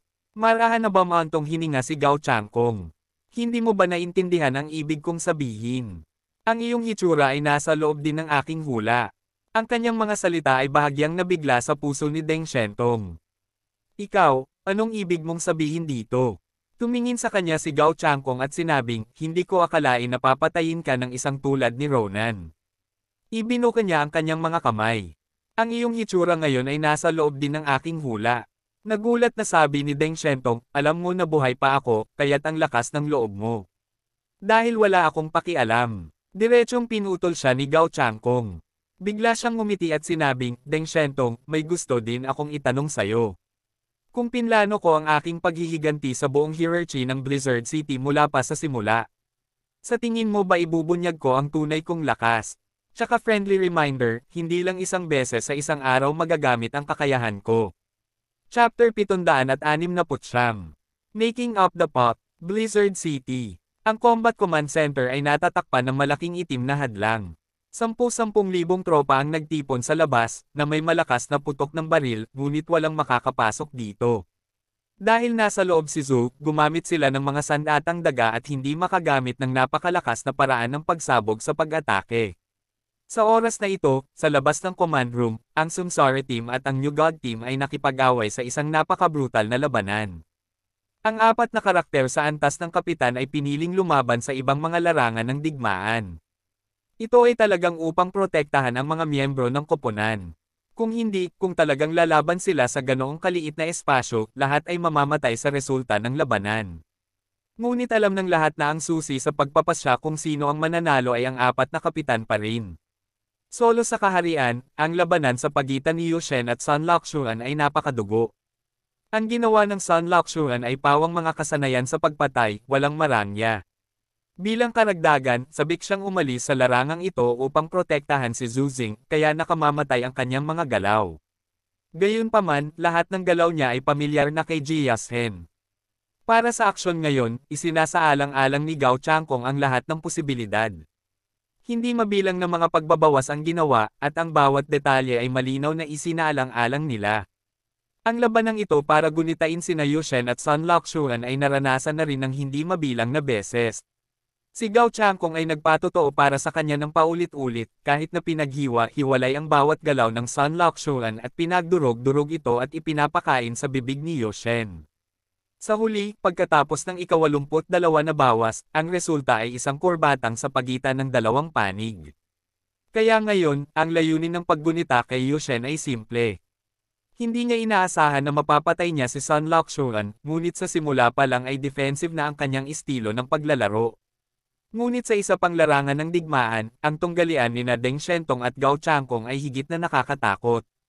Matapos hindi na itago ang kanyang lakas, ipinakita ni Gao Changkong ang kanyang malakas na kapangyarihang pumatay. Ang mahalagang multo ng Chanwo Baolon ay nagbibigay sa kanya ng malakas na kapangyarihang panlaban. Ang Fudo Mayuyo Armor ay pangunahing para sa pagtatanggol, at ang Nichirin Sword ay pangunahing para sa pagpatay. Matangkad at makapangyarihan, siya ay tulad ng isang Buddhist na tagapagtanggol, at siya ay nakipaglaban ng husto kay Deng Xiaotong. Bilang anak ng isang mayamang pamilya, si Deng Xiaotong ay nagsasanay ng espada mula pa noong siya ay bata pa. Nag-practice lang siya ng Western foil. Ang payat na katawan ng espada at ang matalim na dulo ay hindi umaalis sa gitnang linya ng katawan ni Gao Changkong. Ang banggaan sa pagitan ng foil sword at ng sun sword ay patuloy na naglalabas ng nakasisilaw na liwanag sa walang laman na espasyong ito. Habang lumalaban si Deng Xiaotong, lalo siyang natakot. Sa sandaling inilunsad ang kanyang hakbang, tila na-anticipate na ito ni Gao Changkong at madaling maharangan ito. Sabi ko, nakita ko na ang kamatayan mo sa dulo ng reincarnation. Wala kang pagkakataong matalo ako, Deng Xiaotong. May malabong ngiti sa gilid ng bibig ni Gao Changkong, isang tiwala na ngiti. Walang takot na Leon Seal. Gumawa siya ng isa pang selyo gamit ang isang kamay. Nagliwanag ang marka sa sulok ng Chanwo Baolon sa likod niya. Mula sa gitna ng malaking gulong ng kayamanan, lumitaw ang isang leon na may 3 ulo at umungal kay Deng Xiaotong. Nanginginig ang kalawakan, at ang dagandong na iyon ay nagparamdam kay Deng Xiaotong na nanginginig ang kanyang mga laman loob. Puff! Hindi niya napigilan, at bumulwak ang dugo sa gilid ng bibig niya. Sa oras na ito, hindi makapaniwala si Deng Xiaotong na siya ay sinusupil at binubugbog ni Gao Changkong sa larangan ng labanan. Ipinagmamalaki niya ang kanyang malapit na kakayahan sa pakikipaglaban at ang kanyang peking kamatayan, na sa tingin niya ay Katanji Tangi, ngunit malinaw na nakikita ito ni Gao Changkong. Ikaw, ilang beses mo magagamit ang iyong kakayahan sa pagbabawas? Hininaan ni Deng Xiaotong ang boses at nagtanong. Ngumiti si Gao Changkong at nagsabi, anyway, more than once. Gusto mo bang malaman? Itinuro ng hintuturo ng kanyang kaliwang kamay si Gao Changkong, subukan mo lang ito sa iyong buhay at malalaman mo. Ang meditation seal ay naisaaktibo muli. Ang landas ng hinaharap ay patuloy na lilihis, at si Gao Changkong ay parang isang tinker na patuloy na inaayos ito. Ngunit hanggat maaari siyang makakuha ng sapat na katalinuhan para sa pagbabawas, siya ang palaging mananalo. Ngayon, patayin muna si Deng Xiaotong, at pagkatapos ay si Zhu Xing, at pagkatapos ay madali silang makakatakas mula sa Blizzard City. Si Zhang Yi at Tu Yunlai ay wala rito, gayon din ang iba pang mga kapitan. Walang sino man sa Blizzard City ang makakapigil sa kanila. Sa sandaling ito, dumating si Zhang Yi. Nakita niya ang malaking kristal na parang kabaong na harang. Pero hindi naman siya nagmamadali. Sa communicator, nakikipag-usap pa rin siya kay Zhu Xing. Zhu Shuai, kamusta ang sitwasyon sa eksena? I'm trying my best para makabalik. Don't worry. I will do my best to rescue you. Puno ng pagkabalisa ang tono ni Zhang Yi, ngunit ang kanyang mga mata ay kalmadong nakatingin sa gusali ng punong tanggapan. Ang icing sa cake ay hindi kasing ganda ng pagbibigay ng napapanahong tulong. Kung gusto niyang kumilos, kailangan niyang kumilos sa pinakakritikal na sandali. Kung nais mong magbenta ng isang pabor, natural na kailangan mong ibenta ito sa isang malaki, upang mapakinabangan ang iyong sariling mga interes.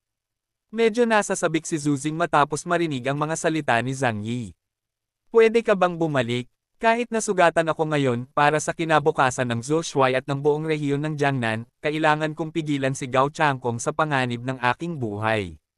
Sinabi ito ni Zhang Yi ng buong puso. Bahagyang naantig si Zhu Xing sa kanyang puso.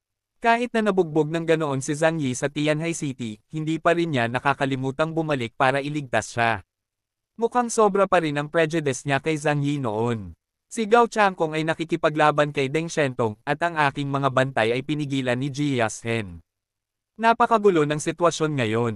Gusto akong patayin ng mga tao sa Samsara Team, at pinuprotektahan ako ng mga taga-Deng family. Zhang Yi, kailangan mong bumalik sa lalong madaling panahon. Kailangan namin ng malakas na suporta. Alam din ni Zhu Xing na tanging ang paglitaw ng Captain-level combat power ang makakapagpabago sa kasalukuyang krisis. Masiglang tumango si Zhang Yi, huwag kang mag-alala, sumusulong na ako ng buong bilis. Don't hang up the call, I need to know the situation at the scene at all times. Please remember, hindi alam ni Zhu Xing kung ano ang ibig sabihin ni Zhang Yi, ngunit ngayon ay kailangan niya si Zhang Yi, kaya tumango siya at sumang-ayon. Si Zhang Yi ay nakaupo hindi kalayuan sa gusali ng command center, kumakain ng supernatural na pagkain habang nakikinig sa mga pamatay na tunog na nagmumula sa mga headphone. Nag-isip siya ng paraan para lagyan muli ang kaldero na binanggit niya noong siya ay nag-aaral. Ang palayok ng may-ari ay tumutulo sa ilalim at ang tinker ay pinapunta at ayusin ito. Habang kinukuskus ang uling sa ilalim ng palayok, ilang ulit na palihim na kinatok ng tinker ang palayok nang hindi pinapansin ng may-ari, kaya lalong lumaki ang mga bitek. Tumalikod siya at itinuro ang lomet at sinabi sa may-ari, malaki ang bitek ng palayok mo. Buti na lang at nahanap ko ito para sa iyo, kung hindi ay masisira na naman ito sa hinaharap. Tuwang-tuwa ang may-ari at naisip na malaking tulong ang tinker at nagbayad ng mas malaking pera. Sa huli, masaya ang master at ganoon din ang tinker. Sa oras na ito, si Zhang Yi ay tulad ng tinker. Hinihintay niyang lumaki ang mga bitek sa ilalim ng palayok. Pinigilan ni Jia Sen ang Sun Luxuan, at ang resulta ng labanan sa pagitan ng dalawa ay hindi matukoy sa maikling panahon. Ngunit sa panig ni Deng Shentong at Gao Changkong, ang sitwasyon ay lalong naging hindi pabor kay Deng Shentong. Si Gao Changkong ay mas makapangyarihan kaysa sa kanyang inaakala. Ang kakayahan ni Chanwo Baolon, gamit lamang ang 4 na uri ng mga selyo, ay lubos na nakakabighani para kay Deng Shentong. Malamig na tinuro siya ni Gao Changkong gamit ang Sun Sword. The reason why you became the investigation captain and why you are praised by all the stars is just because you are the young master of the Deng family. Chapter 770, Savior. Ang pagpapahalaga sa sarili ni Deng Shentong ay walang awang naapakan sa lupa at nadurog. Nagsuka siya ng dugo mula sa kanyang bibig at pinatalsik ni Gao Changkong palabas ng martial arts arena, na bumagsak ng husto sa harap ni Zhu Xing. Sabay na huminto ang mga miyembro ng dalawang investigation team. Nakangiti ang mga miyembro ng Samsara team at tila hindi nagulat sa resulta sa kanilang harapan. Ngunit ang mga tao sa panig ni Zhu Xing ay nahulog sa matinding takot. Confident sila noon dahil alam nilang si Deng Shentong ang nasa likod nito. Ngunit sa hindi inaasahan, si Deng Shentong ay natalo ni Gao Changkong. Kung siya ay natalo noon ng Phoenix Inner, maaari niyang tinakpan ito sa pagsasabing siya ay pinagtaksilan ng isang taksil. Ngunit ang pagkatalo kay Gao Changkong ay dahil sa aktwal na puwersa. Hindi maiwasang manginig ang boses ni Zhu Xing. Kahit na siya ay isang sundalong bakal, hindi maaaring baliwalain ng isang lalaki sa kanyang edad ang banta ng buhay at kamatayan. Dahil ang lakas mo, bakit hindi mo ipinaalam sa amin ng mas maaga? Kung ganoon, tiyak na sasanayin kita ng mabuti, at baka ikaw na ang susunod na Commander-in-Chief. Sinubukan ni Zhu Xing na payapain si Gao Changkong sa ganitong paraan. Ngumisi si Gao Changkong, oh, pwede ba? Hindi naman sa hindi kita binigyan ng pagkakataon. Sa katunayan, ako mismo ang nag-ayos nitong pag-atake sa Eclipse Moon. Basta bigyan mo ako ng pagkakataon na maging bida sa pangyayari, makakapaghintay ako ng kaunti pa. Napabuntong hininga siya at umiling sa panghihinayang. Pero sa mata mo, power is greater than anything else. Mas gugustuhin mong manguna ang isang outsider na hindi alam ang kanyang lakas kaysa bigyan ako ng pagkakataon. Ibinigay ko na ang lahat ng ilusyon tungkol sa iyo. Dinala ni Gao Changkong ang Sun Sword at hakbang-hakbang na naglakad patungo kay Zhu Xing. Nahihirapang tumayo si Deng Shentong, at wala ni isa man sa mga miyembro ng New God Team sa likod niya ang kumibo. Mukhang this time, kailangan ko na talagang lumaban ng husto. Panunuya ni Gao Changkong, nagbabalak ka bang gumamit ng droga? Ngunit dapat mong malaman na ang iyong potensyal ay nadagdagan sa sukdulan ng teknolohiya at walang awa na gawain ng Deng's technology. Kahit na gumamit ka ng droga, ang iyong lakas ay hindi mapapabuti. Ito ay magpapabilis lamang sa iyong kamatayan. Ngumiti si Deng Shentong na puno ng dugo ang bibig. Kailangan mong subukan ito bago mo malaman. Mahinahon niyang kinuha ang compound number 5 sa kanyang sarili. Pagkaraan ng ilang sandali, isang mas malakas na puwersa ang lumabas sa kanyang katawan. Itinaas ni Deng Shentong ang foil sword sa kanyang kamay at itinutok kay Gao Changkong na nasa kanyang harapan. Isang walang kapantay na nakakatakot na kapangyarihan ang pinakawalan mula sa dulo ng espada at agad na nakarating kay Gao Changkong. Nakabuo na ng selyo ang kaliwang kamay ni Gao Changkong. Nagliwanag ang ikalimang selyo ni Chanwo Baolon, at isang malaking plorera ang namuo at nabuo sa harap ni Gao Changkong. Ang bibig ng bote ay nakatutok kay Deng Shentong, at ang lahat ng nakakatakot na kapangyarihan ay nasisipsip sa bote. Si Deng Xiaotong ay nagngangalit ang kanyang mga ngipin at umungal sa galit habang siya ay patuloy na naglalabas. Isang crack ang lumitaw sa katawan ng treasure vase na may tunog na, click. Hindi maiwasang magbago ang ekspresyon ni Gao Changkong.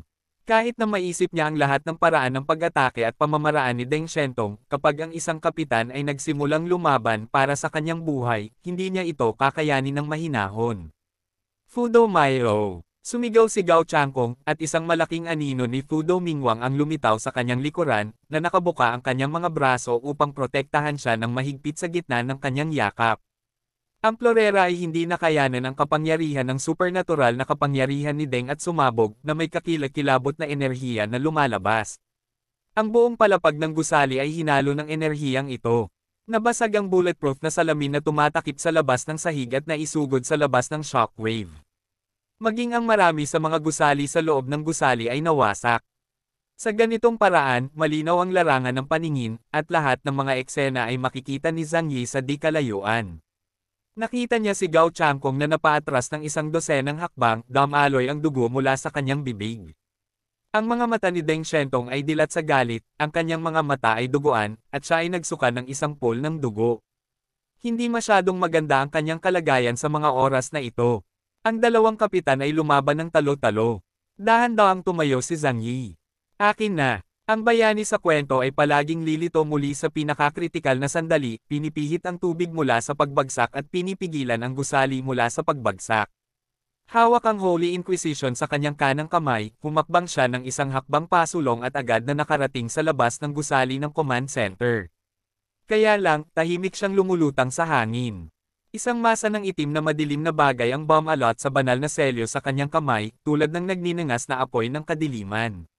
Biglang lumitaw si Zhang Yi sa larangan ng digmaan at naakit ang atensyon ng lahat. May nakakilala sa marka ng kapitan na natatangi sa Tengu Squad sa kanya. Ito ang kapitan ng Tengu Team, Chaos. Dumating na siya, mahusay, ang Commander-in-Chief ay nailigtas. Baka sa mukha ng maraming sundalo sa ibaba ang pananibik at ginhawa. Halos lahat ay tumangala kay Zhang Yi na parang nakatingala sa bituin ng pag-asa. Ngunit mayroon ding mga taong malungkot ang mga mata at malungkot na ekspresyon. Hindi pinansin ni Zhang Yi ang mga sigaw sa ibaba, iwinagayway ang banal na espada sa kanyang kamay, at nilaslas ang itim na harang sa kanyang harapan. Nabasag na parang salamin ang hindi masisirang harang na iyon. Bumalik ang ilaw sa command center. Kasabay nito, ang maitim na bagay ay bumuhos sa gusali na parang alon ng apoy na nagninangas ng marahas. Ang gusali ay nabasag at ang buong sahig ay natatakpan ng madilim na bagay. Ang alon ng dark matter na ito ay umaatake sa lokasyon ng mga miyembro ng Samsara Team. Nagulat ang lahat, lalo na si Gao Changkong, na sa unang pagkakataon ay may pagtataka sa kanyang mga mata. Dahil hindi niya inaasahan na pagkatapos makaranas ng ganoong kalunos-lunos na labanan si Zhang Yi, hindi lang siya namatay, makakarating talaga siya sa larangan ng digmaan ng napakabilis. Aquarius Seal. Agad na gumawa ng selyo si Gao Changkong at nagpatawag ng treasure bottle upang labanan ang kapangyarihan ng hakbang na ito. Tahimik na lumulutang si Zhang Yi sa labas ng gusali na tinatanaw ang mga tao sa loob. Sa oras na ito, para siyang Diyos. Matapos lamunin ang pinagmula ng ilang mga kapitan at bise-kapitan, ang kanyang kapangyarihan ay napabuti rin ng husto. Ngayon ang kanyang kapangyarihan sa espasyo ay sapat na upang suportahan siya upang mapupuksa ang grabidad. Gao Changkong, nandito ako para maghaiganti sa'yo. Ang banal na selyo sa kamay ni Zhang Yi ay napuno ng itim na void power at direktang nakaturo kay Gao Changkong. Sa hitsura ni Zhang Yi, ang sitwasyon sa larangan ng digmaan ay agad na nabaligtad. Nasa lalamunan na ang puso ni Zhu Xing, ngunit ngayon ay mas gamaan ang pakiramdam niya. Naisip niya sa kanyang sarili, mabuti na lang at dumating si Zhang Yi, kung hindi man ay huli na siya ng isang hakbang, lahat tayo ay namatay dito. Dumudugo ang bibig ni Deng Xiaotong, at kailangan niyang tanggapin ang katotohanang natalo siya ni Gao Changkong. Ngunit ang hitsura ni Zhang Yi ay nagbigay sa kanya ng kaginhawaan. Hindi bababa sa Zhu Xing ay hindi mamamatay dahil sa kanyang kabiguan. Lahat ay nakatingin kay Zhang Yi ng may pagkamangha, pasasalamat at iba't ibang emosyon. Ngunit isang bagay ang mapapatunayan, ang prestihiyo ni Zhang Yi sa mata ng matataas na opisyal ng Blizzard City at mga ordinaryong sundalo ay umabot na sa pinakamataas na antas sa kasaysayan. Tagapagligtas. Ang salitang ito ay pumasok sa isip ng lahat. Kaya naman, mas mabuting dumating ng maaga kaysa dumating ng nagkataon. Sa panig ng Samsara team, medyo naging hindi favorable ang sitwasyon. Si Gao Changkong ay malubhang nasugatan sa desperadong suntok ni Deng Shentong. Kung haharapin niya sina Zhang Yi at Deng Shentong na magkasabay, maaaring hindi ganoon kalaki ang kanyang tsansa na manalo. Gayunpaman, may sariling paraan si Gao Changkong. Zen Meditation Seal, bawas. Muli niyang ginamit ang kakayahan ng Reincarnation Deduction, sinusubukang i-target si Zhang Yi at tingnan ang hinaharap ng labanang ito. Ilang sandali pa ay tumaas ang sulok ng kanyang bibig. Kasi in the future nakita niya, siya pa rin ang final winner. Chapter 771. Echoes of Time. Tumayo si Gao Changkong sa mga guho na hawak ang Sun Sword. Zhang Yi, Deng Shentong, magsama kayong dalawa. Bakit matatakot si Gao Changkong? Na-activate ang Fearless Lion Seal at itinutok niya si Zhang Yi sa ere at naglunsad ng pag-atake. Matapos, tamaan ng suntok, sinamantala ni Gao Changkong ang pagkakataon na kumilos at bumaling upang patayin si Zhu Xing. Hanggat napatay si Zhu Xing, matatapos ang lahat. Ngunit sa sandaling kumilos siya, mabilis na nagbago ang anyo ni Zhang Yi at lumipat sa ibang lokasyon. Nasa harap ito ni Zhu Xing. Ang banal na Inquisitor ay naglaslas ng isang hampas at nabangga ng husto ang Sun Lune Sword. Ang madilim na apoy ay bumangga sa gintong liwanag ng Buddha, at ang kalahati ng kalangitan ay nagpakita ng dalawang ganap na magkakaibang kulay. Ang kalahati nito ay madilim na parang isang demonyo sa gabi na bumabagsak mula sa langit, at ang kalahati nito ay ginto tulad ng 10,000 Buddha na si Chaozam. Boom! Ang kisame ng buong mataas na gusali ay nabasag, at ang mga pira-piraso ay lumipad sa hangin.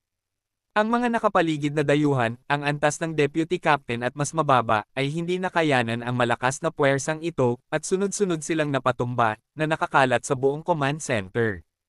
Biglang sumiklab ang isang nakakagulat na labanan sa ibaba. Ang mga miyembro ng Yanyun Guards, ang City Defense Army, at ang God Squad ay nagsimulang kubkuban at sugpuin ang mga miyembro ng Samsara Squad. Bumangon si Deng Shentong at inatake si Gao Changkong mula sa likuran gamit ang kanyang foil sword sa kamay. Ipinagtanggol ni Lan Xincheng si Zhu Xing hanggang sa kamatayan. Malamig ang mga mata ni Gao Changkong. Ngayon wala na siyang daan palabas. Kailangan niyang patayin si Zhu Xing bago maayos ang usapin. Kahit na kailangan niyang harapin ang dalawang alien sa antas ng kapitan sa parehong oras, pakiramdam niya ay hindi pa rin siya magagapi. Nakita ko na ang future mo, gumising ka na. Gumamit si Gao Changkong ng Reincarnation Deduction upang malaman ang tungkol sa mga kakayahan at paraan ng pakikipaglaban nina Deng Shentong at Zhang Yi. Madaling lutisin ang Deng Shentong, ngunit si Zhang Yi ang pinakamalaking problema. Kaya inactivate niya ang Chanwo Baolon at nagplanong basagin muna ang alien space ni Zhang Yi. Hanggat ang kapangyarihan na hinihigop sa isang pagkakataon ay lumampas sa limitasyon, ang alien space ay babagsak. Ang Sun Sword ay itinaas ng mataas, at isang nakakatakot na enerhiyang bagyo ang lumundag kung saan si Gao Changkong ang sentro. Zhang Yi, pwede bang pigilan mo ang galaw ko? Mariing tanong ni Gao Changkong. Sa susunod na sandali, ang Sun Sword ay nakatutok kay Zhang Yi at tinamaan siya. Ang malaking enerhiyang bagyo ay tila kayang sirain ang mundo, direktang tumuturo sa kanyang katawan at sa buong gusali sa likod niya. Walang duda na ang kapangyarihan ng kakilakilabot na bagyong ito ay maaaring agad na puksain ang lahat ng nasa likod ni Zhang Yi. Walang kamalay-malay na naramdaman ni Zhang Yi ang kanyang likuran. Nandyan si Zhu. Kung iiwasan niya ang hakbang na ito, tiyak na mamamatay sina Zhu Xing at Lan Xincheng. Hindi mahalaga kung si Lan Xincheng ay namatay o hindi, ngunit siya ay gumugol ng labis na pagsisikap upang makabalik at talagang hindi na niya hahayaang may mangyari kay Zhu Xing. Pagkatapos ng lahat, kung ang Blizzard City ay lumipat sa isang bagong commander, maaaring hindi si Zhu Zai ang pinakakapakipakinabang para kay Zhang Yi. Naging seryoso ang kanyang mga mata, at isang madilim na liwanag ang bumungad sa kanyang kaliwang mata. Echoes of Time. Matapos makuha ang pinagmulan ni Mayumi Takeuchi, nagising si Zhang Yi ng isang bagong kakayahan. Ang kakayahang ito ay napaka-espesyal. Hindi nito direktang mapapabuti ang kanyang pagiging epektibo sa labanan, ngunit bibigyan siya ng pakiramdam ng pakikipaglaban. Ito ay nagbibigay daan sa kanya upang matiyak ang kanyang kaligtasan sa pinakamalaking lawak sa panahon ng labanan. Una, maaari niyang hulaan ang mga pag-atake laban sa kanyang sarili ng maaga at tumugon. Pangalawa, hanapin ang kahinaan ng atake ng kalaban at lutesin ito. Matapos ang oras na Echo ay aktibo, ang paningin sa kanyang kaliwang mata ay ganap na nagbago. Ito ay ibang mundo sa nakaraan. Ang mata ng bagyo sa kilos ni Gao Changkong ay agad niyang ikinulong na siyang ubod ng kapangyarihan ni Gao Changkong. Itinaas ni Zhang Yi ang banal na hukom sa kanyang kamay at itinuro ito sa rumaragasang bagyo ng enerhiya. Ang sirang blade. Ang maitim na sangkap na nagpalapat sa kapangyarihan ng walang laman ay naging isang malaking arrow, bumaril mula sa dulo ng kutsilyo ng Holy Inquisitor, at bumangga ng malakas sa Sun Sword. Ang itim na palaso ay tumama sa mata ng bagyo, at ilang sandali pa, biglang lumawak ang rumaragasang bagyo. Pagkatapos ay sumabog ito na parang lobo, at ang enerhiya ay nilipol ang isa't isa. Sa huli, nagdulot lamang ito ng bagyo na hamampas sa lahat ng direksyon, ngunit walang bakas ng enerhiya ang nakaapekto sa lugar sa likod ng Zhang Yi. Sa isang galaw lang, gumuho ang karamihan sa buong gusali ng command center. Biglang lumiit ang mga mag-aaral ni Gao Changkong. Imposible ito. Lahat ng nasa harapan niya ay ganap na iba sa kinabukasang nakita niya. Ayon sa orihinal na kaltas, iiwasan ito ni Zhang Yi o mamamatay si Zhu Xing. Alinman sa gamitin ang iba't ibang espasyo upang makuha ang kanyang buong lakas, at pagkatapos ay ang iba't ibang espasyo ay masisira. Gayunpaman, lumitaw ang isang pangatlong posibilidad. Ang hindi niya alam ay si Zhang Yi, na katapat niya, ay may kakayahan ding magdados. Kaya lang, ang pagbabawas ni Gao Changkong ay katulad ng pagpapatakbo ng isang programa, ngunit maaaring magkaroon ng mga paglihis. Ang kakayahan ni Zhang Yi sa pagbabawas ay nakabatay sa mga patakaran ng field ng oras na nangangahulugan ng paghula sa hinaharap. Sa harap ng mas mataas na antas ng mga kakayahan, ang kanyang kakayahan sa pagbabawas ng reincarnation ay nawala ang epekto nito. Zhang Yi, bakit mo ako pinigilan? Tumingin si Gao Changkong kay Zhang Yi at mahinahong sinabi, hindi mo ako kaaway. Ikaw, tulad ko, ay parehong mababang loob. Hindi na kailangang isakripisyo ang iyong buhay para sa gayong tao. Hanggat papatayin ko si Zhu Xing, maaari kong muling itatag ang kaayusan sa rehiyon ng Jiangnan. Hindi mo gustong makita ang mga matatandang ito na kasing yabang ng dati, tama. Halika at samahan mo ako sa pagbabago nitong baluktot na mundo. Sinubukan ni Gao Changkong na hikayatin si Zhang Yi. Isang panunuya lang ang isinagot ni Zhang Yi. Shut up, damn traitor. Si Zhu Shuai ay matalino at makapangyarihan. Lahat ng ginagawa niya ay para sa kinabukasan ng buong rehiyon ng Jiangnan. Dahil sa sarili mong pansariling interes, gusto mong sirain ang mga tagumpay na pinaghirapan ng hindi mabilang na tao. Ikaw ang pinakamalaking makasalanan. Siyempre ang mga salitang ito ay sinabi sa isang naruroon. Nang marinig ito ni Zhu Xing, talagang naantig siya.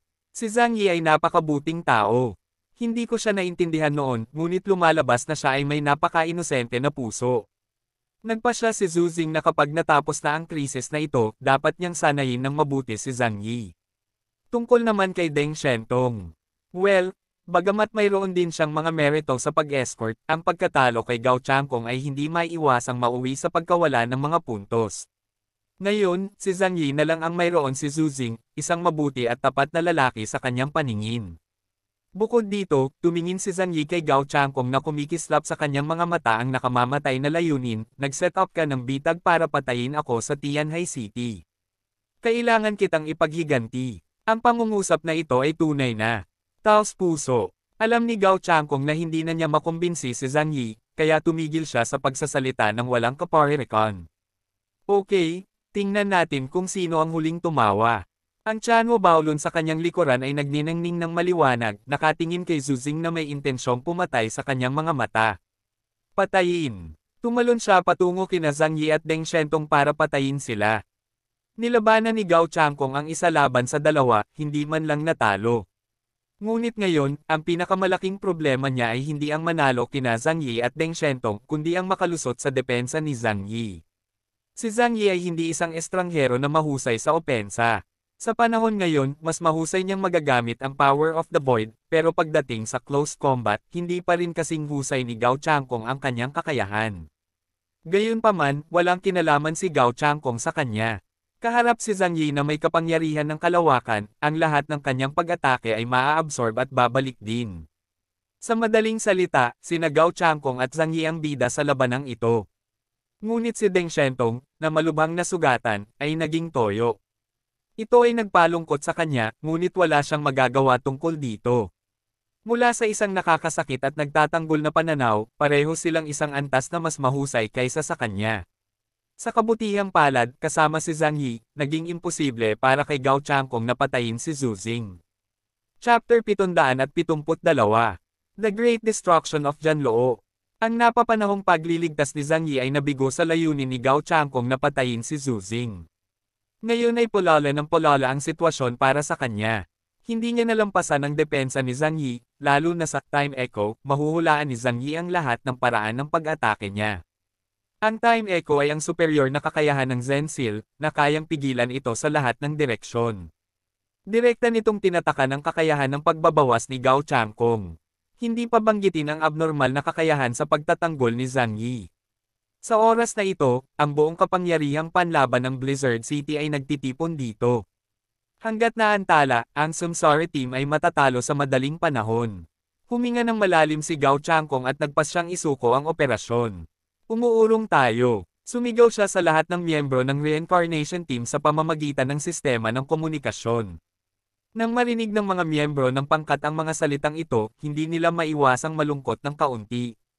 Sa pagkakataong ito ay nabigo sila, ngunit halos nagtagumpay sila. Hindi nila alam kung ilang beses na silang nag-ensayo para sa araw na ito. Ngunit ito ay kalooban ng Diyos. Isinaalang-alang nila ang lahat ng mga kadahilanan sa Blizzard City, ngunit hindi nila isinasaalang-alang si Zhang Yi, isang estranghero mula sa labas ng lungsod. Bagamat nakaramdam sila ng kaunting panghihinayang, nagmamadali pa rin silang bumalik ayon sa mga tagubilin ni Gao Changkong. Ang alien na palaging tinatawag na martial arts field, ngunit kakaunti ang nakakaalam ng kanyang tunay na pangalan, ay nagbukas ng isang dimensional na pinto. Malalim na tiningnan ni Gao Changkong si Zhu Xing, at pagkatapos ay tumutok kay Zhang Yi. Zhang Yi, panalo ka ngayon. Minamaliit kita, pero sa susunod, hindi na magiging ganoon ka-simple. Hindi nagsalita si Zhang Yi, ngunit lumapit si Deng Shentong na may dalang espada at tumingin sa pintuan ng kalawakan na may matalim na mga mata. Sa hindi inaasahan, humahantong ito sa isang tiyak na direksyon sa labas ng lungsod. Ito ang ruta ng pagtakas na inihanda ng koponan ng Samsara para sa kanilang sarili. Sa tingin mo makakatakas ka? Tanong ni Deng Shentong sa malalim na boses. Sinulyapan ni Gao Changkong si Deng Shentong na may kaunting pang-aalipusta sa kanyang mga mata. Hindi naman sa sinasadya niyang ipahiya siya, pero hindi niya lang sineseryoso ang paunang general na ito. Deng Shentong, dapat mong pasalamatan si Zhang Yi sa pagligtas ng iyong buhay. Kung hindi, patay ka na. Biglang natuwa si Deng Shentong, ngunit hindi siya naglakas loob na kumilos ng padalos-dalos, dahil wala nga siyang laban kay Gao Changkong sa mga oras na ito. Nabaling lang ang atensyon niya kay Zhang Yi, umaasa na tutulungan siya ni Zhang Yi na pigilan ang taong nasa harapan niya. Hindi rin malabo si Zhang Yi. Ibinaba niya ang kanyang kilay at tumingin sa kanang kamay. Ang banal na hukom ay napuno ng madilim na apoy. I'm also very good at the power of space. Guess you can escape with me here. Maaaring hindi ito magawa ng iba, ngunit maaaring sirain ni Zhang Yi ang kanilang mga channel sa kalawakan. Bahagyang kumunat ang noo ni Gao Changkong. Sa sandaling ito, dalawang tao ang biglang lumitaw sa langit. Memorial kay Yu Shen at Sun Laoxuan. Matinding labanan ang dalawang tao sa field ni Jia Shen, solo, sa mahabang panahon, ngunit walang nanalo. Sa oras na ito, pagkatapos matanggap ang utos ni Gao Changkong, inilabas ni Jia Shen ang kanyang kakayahan. Inisip niya ang kasalukuyang sitwasyon at naglakad papunta sa harapan ng Reincarnation Team na may isang espada at isang lalaki. Captain, kunin mo na lahat at umalis ka muna, ako na ang bahala sa'yo. Ang mga mukha ng mga miyembro ng koponan ay nagpakita ng hindi mabata na mga ekspresyon. Vice Team. Dahil ang pagiging nasa likuran ay nangangahulugan na kailangan niyang maghintay hanggang ang pinto sa kalawakan ay ganap na sarado bago matapos ang misyon. Pagdating ng panahon, ang pananatiling mag-isa sa Blizzard City ay tiyak na magre-resulta sa kamatayan. Gayunpaman, wala nang makapagsasabi pa. Dahil sa simula pa lang nang sumali sila sa planong ito, lahat sila ay may kamalayan na isakripisyo ang kanilang buhay. Ang lahat sa pangkat ng Tengo ay umakyat mula sa ibaba at personal na sinanay ni Gao Changkong. At ang bawat isa sa kanila ay napupuot sa kawalang katarungan ng Blizzard City. Kung sino pa man ngayon, walang pag-aalinlangan nilang isinakripisyo ang kanilang mga sarili para mabigyan ng pagkakataon ang ibang teammates na mabuhay. Hindi tinanggihan ni Gao Changkong ang alok ni Yu Shen. Ipinatong niya ang kanyang kamay sa balikat ni Jia Shen at same time na sinabi, palagi kang magiging kapatid ko, dapat ikaw ang aking pinakamatapang na kapatid. Huminga ng malalim si Jia Shen, oo, kapitan. Naglabas siya ng number 5 compound mula sa kanyang bulsa at walang pag-aalinlangan na isinusok iyon sa kanyang bibig. Hindi napigilan ni Zhang Yi na magpakawala ng mahabang buntong hininga, again. Mahilig kayong magdroga, tama. Bagamat noong nakaraan ay palagi niyang minamaliit ang minsanang gamot na ito na maaaring makapinsala sa kanyang sarili. Gayunpaman, sa isang tunay na labanan sa buhay at kamatayan, ang makita ang kanyang kalaban na gumagamit ng droga ay magbibigay pa rin sa kanya ng manhid na pakiramdam. Ang compound number 5 ay gumagana ng napakabilis. Maaari itong mabilis na masunog ang potensyal ng isang tao, at kahit na humantong sa kamatayan kung labis na ginagamit. Gayunpaman, sa oras na ito, napagtanto na ni Jia Shen ang kamatayan, kaya hindi siya nagpakita ng pag-aalinlangan kapag ginamit ang kanyang kapangyarihan. Boom! Ang mga berdeng apoy ay pumailan lang sa kalangitan at nagsunog sa paligid niya. Sa kanya bilang sentro, ang lugar sa loob ng 1 kilometrong radius ay agad na naging isang dagat ng berdeng apoy. Nagmamadaling umatras sina Zhang Yi, Sun Laoxuan at Deng Shentong, ayaw hayaang hawakan sila ng hindi kilalang apoy. Pagkatapos ay mayroong daan-daang mga sundalo sa paligid niya na walang oras upang umatras at direktang nilamon ng apoy. Sa isang kisap mata, bumulwak ang berdeng apoy mula sa kanilang 7 butas, at sila ay nasunog sa mga kalansay habang umiiyak. Himala, ang kanilang mga damit at sandata ay hindi nasira, at ang kanilang mga laman at laman loob ay nasunog na naging abo. Malaking pagkasira ng Janloo. Dahan-dahang itinaas ni Jia Shen ang malaking berdeng espada, ang kanyang mga mata ay ganap na naging berde, at ang buong katawan ay napuno ng nakakatakot na berdeng apoy. Kapag ang isang captain-level figure ay nagsimulang ipagsapalaran ang kanyang buhay, walang sino man ang maaaring makatulong ngunit kiligin. Kinuha ni Gao Changkong ang kanyang mga tauhan at isa-isang umalis mula sa gate ng kalawakan. Ngunit hindi na siya napigilan ni Zhang Yi at ng iba pa. Pagkatapos ng lahat, walang sino man ang maaaring tumawid sa landas ng sakripisyo sa Diyos ng kamatayan, si Yu Shen. Buksan, patayin, sige. Ohahaha. Itinaas ni Jia Shen ang kanyang ulo at tumawa ng malakas. Iyon ang huling karnabal ng isang lalaki na malapit ng isuko ang kanyang buhay. Kapag ang isang tao ay hindi natatakot sa kamatayan, walang makakapidyaw sa kanya sa mundong ito. Ang mga apoy sa buong kalangitan ay nagsimulang sumiklab ng husto, na pinapatay ang lahat sa paligid nila nang walang pinipili. Naramdaman ni Zhang Yi na may mali at tahimik na umatras sa likod ng lahat. Siguradong mamamatay si Jia Shen, hindi na niya kailangang ipagsapalaran ang kanyang buhay kasama ang isang patay na tao. Poprotektahan ko si Zhu Shuai, harapin niyo ang lalaking ito. Gustong tumakas ni Zhang Yi pagkatapos sabihin iyon. Ngunit hinawakan ni Mr. Sun Laoxuan ang kanyang braso at nakangiting sinabi sa kanya, lahat ng tao sa reincarnation team ay tumakas. Ligtas na si Zhu Shuai ngayon. Binata, sama-sama nating labanan ang kalaban. Nagdilim ang ekspresyon ni Zhang Yi, at walang magawa siyang tumango bilang pagsang-ayon. Sa oras na ito, umalis na si Zhu Xing sa war zone sa ilalim ng proteksyon ni Lan Xincheng. Pagkatapos niyang makatakas, agad niyang kinuha ang kanyang satellite phone at nakipag-ugnayan sa malayong Shengjing District Headquarters. Hello, ako si Zhu Xing mula sa Jiangnan District. Ang execution code ko ay Tiger. Sa frontal battlefield, kaharap si Jia Shen na determinadong mamatay, si Zhang Yi at ang iba pa ay hindi nang ahas na maging pabaya. Dapat natin siyang kontrolin, kung hindi, ang Blizzard City ay guguluhin niya. Paalala ni Sun Laoxuan sa kanilang dalawa. Nakikita ko, direktang binuksan ni Deng Shentong ang kapaligiran ng Great Sumero at gumamit ng mga ilusyon upang maimpluwensyahan si Jia Shen. Chapter 773. Guillotine in Hell. Upang maiwasang maapektuhan ng ilusyon, kailangang ipikit ni Jia Shen ang kanyang mga mata. Ngunit pagkatapos ng lahat, hindi katulad ni Gao Changkong, wala siyang ganoong kalakas na 5 senses, kaya ang kanyang pagiging epektibo sa pakikipaglaban at pakiramdam ng direksyon ay lubhang naapektuhan. Sinalakay siya ni Zhang Yi at Sun Laoxuan mula sa 3 direksyon. Hindi naging madali ang laban na ito. Ang apoy ng digmaan ay nagpatag sa lupain sa loob ng ilang milya mula sa buong Combat Command Center. Sa huli, ang pagkamatay ni Yushen ay dahil na-overdraw niya ang sarili niyang essence sa compound number 5 at namatay sa pagod. Isa itong captain-level monster na may malakas na attack power at napakahirap patayin. Hindi katakataka na maraming tao ang hindi naniniwala na si Deng Shentong ay peke ang kanyang kamatayan. Tumingin si Zhang Yi sa katawan ni Yushen at nakahinga ng maluwag. Sayang naman at nakatakas si Gao Changkong at ang iba pa. Napabuntong hininga si Zhang Yi. Hindi sila makakatakas. Kinagat ni Deng Shentong ang kanyang mga ngipin, kahit na tumakas sila mula sa Blizzard City, sila ay ililista bilang S-Class Wanted na mga kriminal at hahabulin ng buong Washo Kingdom.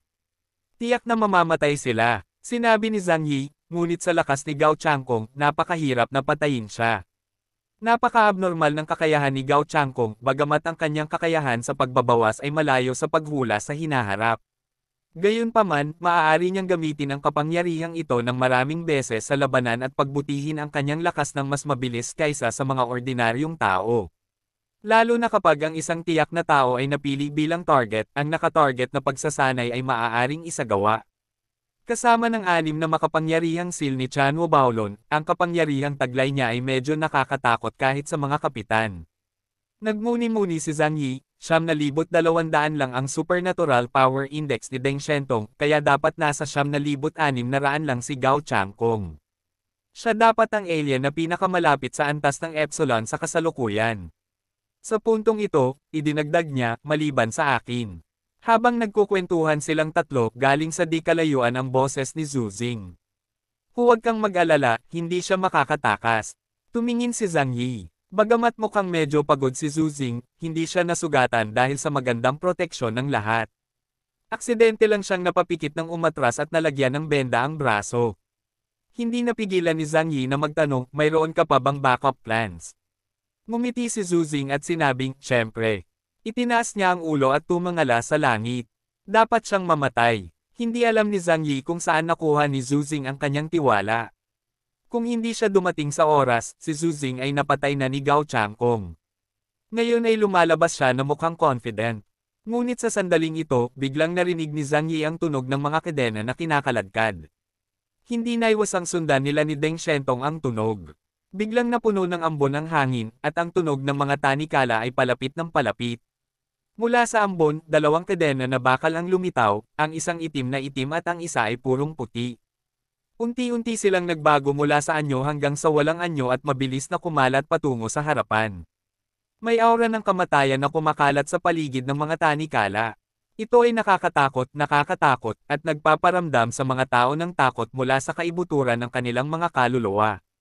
Ang panloob na babala ni Zhang Yi ay tumunog ng malakas. Mabilis siyang nag-teleport ng daan-daang metro ang malayo sa 2 kadena. Sina Deng Shentong at Sun Lakshuan ay gumamit din ng parehong diskarte. Pagkaraan ng ilang sandali, nakita nila ang direksyon na itinuro ng 2 kadena, isang nalilitong Major Yan Yunwei. Bago niya alam ang nangyayari, mahigpit na nakagapos ang kanyang katawan ng 2 kadena. Ano? Ano ito? Napasigaw siya sa takot at pilit na pumiglas. Ngunit gaano man niya kalakas ang kanyang kapangyarihan at ginamit ang kanyang kapangyarihan, hindi niya masisira ang kadena kahit kaunti. Si Zhu Xing, na orihinal na puno ng kumpiyansa, ay agad na nagbago ng kanyang ekspresyon nang makita niya ang eksenang ito. Paano kaya? Pahigpit ng pahigpit ang mga tanikala sa katawan ni Major Yan Yunwei. Sa oras na ito, nakita ni Zhang Yi ang isang eksena na nagpatindig ng balahibo sa kanyang katawan. Mula sa ambon, dahan-dahang lumutang ang 2 matangkad na figurette. Pareho silang mahigit 2 talampakan ang taas. Ang isa ay nakasuot ng itim na damit, ang isa naman ay nakasuot ng puting damit, at pareho silang may matataas na matulis na sombrero sa kanilang mga ulo. Ang itim na sombrero ay nagsasabing, catching you, at ang puting sombrero ay nagsasabing, nandito ka rin. Ang itim at puti ay hindi permanente. Hindi napigilan ni Zhang Yi na bumulong. Halos walang sino man sa Washo Kingdom ang hindi nakakaintindi sa mga larawan ng 2 multo at Diyos na ito. Ang 2 multo at Diyos ay napuno ng makamulto na enerhiya, ang kanilang mga paa ay guwang, at sila ay lumulutang patungo sa Yan Yunwei na nakagapos ng mga tanikala. Sa buong mga guho, ang lahat ay masyadong natakot na lumipat. Maging si Zhang Yi at ang 3 pang hindi malay ay nanatiling tahimik. Dahil mula sa dalawang multo at Diyos na iyon, naramdaman nila ang labis na kakila-kilabot na kapangyarihan ng mga panuntunan na higit sa antas ng kapitan. Si Major Yanyon ay labis na natakot at ang mga gwardya ni Yanyon sa paligid niya ay sinusubukan din na tulungan siya mula sa problema. Ngunit anuman ang kanilang ginawa, pagbaril gamit ang mga baril o pag-atake gamit ang mga supernatural na kapangyarihan, ang kadena ay hindi gumagalaw. Sa isang iglap, dalawang multo ang lumapit sa kanya, hawak ang kadena na nakakulong sa kaluluwa sa kanilang mga palad. Kinaladkad ng dalawang multo at Diyos ang katawan ni Major Yanyon pasulong nang hindi man lang tumitingin sa iba. Sa harap nila, isang malaking mataas na platform ang biglang lumitaw ng dahan-dahan. Tulad ng isang malaking pinto, umabot ito ng diretso sa langit na nakataas sa mga ulap ng hindi alam kung ilang milya ito. Itinali ng dalawang multo ang katawan ni Major Yanyon sa mataas na plataporma. Unti-unting lumitaw ang hitsura ng pinto. Ngunit nang makita ito ng lahat, ang kanilang mga leeg ay lahat ng takot na nanlamig ang kanilang mga leeg. Dahil hindi iyon isang makalangit na tarangkahan, ngunit isang malaking gilatin. Libo-libong talampakan ang taas sa langit, isang maitim at matalim na kutsilyo ang nakasabit sa itaas ng mga ulap. Tumagilid ang gilid ng kutsilyo. Sa isang welga, ang mga tao at hayop ay mahahati sa dalawang piraso. Takot na takot si Major Yanyon kaya nawalan siya ng kaluluwa at sumigaw ng buong lakas, ngunit ang kanyang katawan ay mahigpit na nakakandado ng kadena ng soul lock at hindi siya makawala. Boom! Nahulog ang gilatin mula sa langit at ilang sandali pa ay bumagsak ito, naputol mula sa kanyang heavenly spirit cup hanggang sa talampakan niya. Ang katawan ni Major Yanyon ay maayos na nahahati sa dalawa. Kung titingnan mo siya mula sa harapan, akalain mong walang nangyari sa kanya. Ngunit pagkatapos mahulog ang talim ng kutsilyo, ang lahat ng mga pangitain ay nawala kaagad. Ang ghost mission at ang guillotine ay naging usok at nagkalat. Ngunit ang katawan ni Major Yanyon ay nahati sa dalawang bahagi, sa harap at likod, at siya ay nahulog. Ang kasuklam-suklam na sitwasyon ng kamatayan na ito ay naging dahilan upang makahinga ng hangin ang lahat. Dahil mula sa simula hanggang sa huli, walang nakakita na kumilos laban sa Major. Parang Moldita, nanginginig ang katawan ni Zuzing, hindi dahil sa takot, kundi dahil sa galit. Gao Changkong, niloko mo na naman ako. May ideya si Zhang Yi at alam niyang hindi karaniwan ang bagay na ito. Zhu Shuai, anong nangyayari? Sino ang gustong umatake sa ating mga tao? Tiningnan ni Zuzing ng malalim si Zhang Yi. Matagal siyang natahimik at saka dahan-dahang sinabi.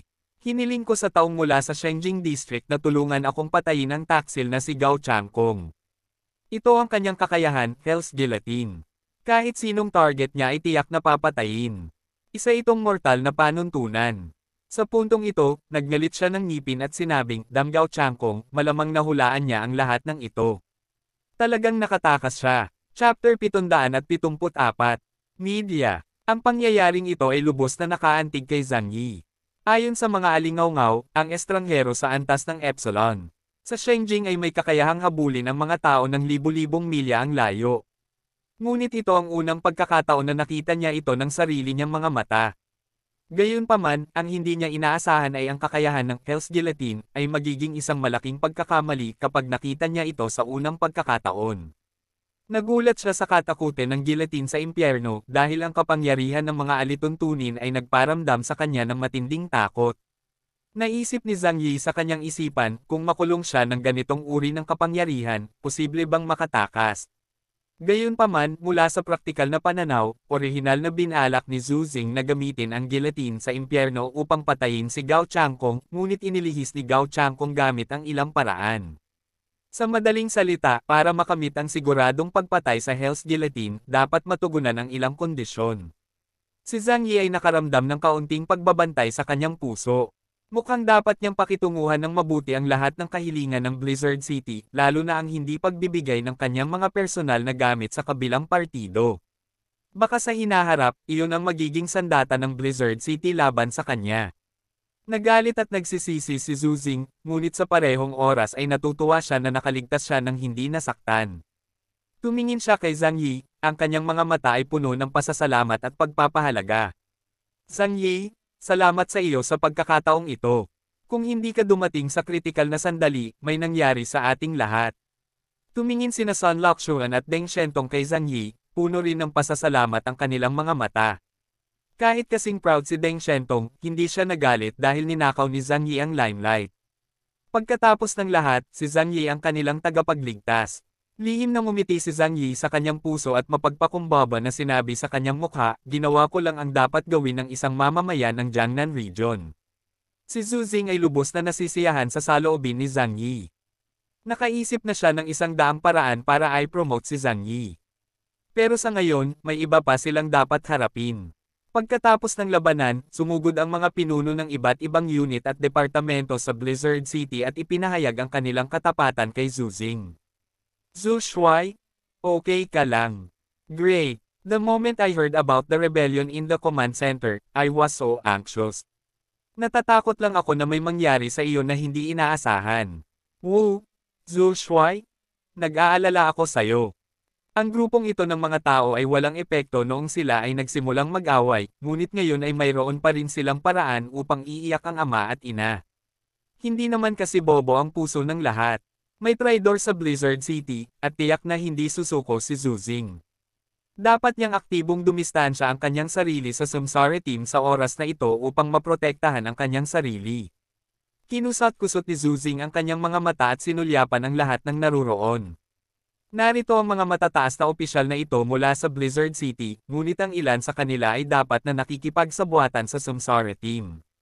Kung hindi, imposible para sa iilang tao sa Samsara team na lampasan ang lahat at isakatuparan ang operasyong ito. Mula sa malamig na mga mata ni Zhu Xing, tila nakita ni Zhang Yi na malapit nang magsimula ang isang mahusay na paglilinis. Ngunit ano ang kinalaman nito kay Zhang Yi? Lumingon si Zhu Xing, ngumiti at masiglang pinuri si Zhang Yi, at pagkatapos ay hiniling na magpahinga muna. Siyempre, hindi nag-atubili si Zhu Xing na purihin sina Sun Laoxuan at Deng Shentong na sinubukan ang kanilang makakaya para protektahan siya. Bumalik ka muna, at agad akong mag-aayos ng mga tauhan ng medical department na magpapagamot sa iyo, sabi ni Zhu Xing. Tiningnan ni Zhang Yi ang kanyang katawan at nakitang wala siyang anumang pinsala sa labanang ito. Kaya sinabi niya, hindi ko kailangang mag-aksaya ng mga mapagkukunang medikal. Hindi ako nasaktan. Tumango si Zhu Xing at umalis na napapalibutan ni Lan Xincheng at iba pa. Ngumiti si Sun Laoxuan at sinabi kay Zhang Yi, binata, napakagaling mo. Pagkatapos ay sinundan niya si Zhu Xing at umalis. Sa oras na ito, nasugpo ang rebelyon, ngunit ang lungsod ay hindi matatag, at kailangan niyang protektahan ang kaligtasan ni Zhu Xing sa lahat ng oras. Hindi nagtagal ay dumating ang mga tao mula sa departamento ng medikal upang gamutin ang mga nasugatan sa pinangyarihan. Nang magkagulo ang Samsara team, maraming mga sundalo na pumunta sa pinangyarihan upang suportahan sila ay namatay o malubhang nasugatan. Dumudugo pa rin ang bibig ni Deng Shentong dahil sa paggamit ng compound no. Ngunit siya ay tila maayos at maaari pa ring lumapit upang makipag-chat kay Zhang Yi. I didn't expect you to hide so deeply. Akala ko papatayin ka ni Gao Changkong. Sinulyapan siya ni Zhang Yi at mahinahong sinabi, hindi ko inaasahan na buhay ka pa. Mahinahong ngumiti si Deng Shentong. Nabubuhay ako para sa mga hindi nakaligtas. Sa panahon ng pagsasagawa ng misyon na iyon, napagtanto ko na may mali. Dapat may isang traidor sa Blizzard City. Yun nga lang, ang taong pinaghihinalaan ko ay ang taong nasa syudad noon, at hindi ko inaasahan na si Gao Changkong pala. Nagtaas ng kilay si Zhang Yi. Noong panahong iyon, si Gao Changkong ay nasa isang misyon pa rin sa Baiting Lake. Sa lohikal na pagsasalita, hindi nila nakuha ang tiyak na impormasyon tungkol sa larangan ng digmaan, pabayaan ang pakikipag-usap sa koponan ng Samsara sa isang napapanahong paraan. So, sa Blizzard City, may mga kasabwat talaga sila.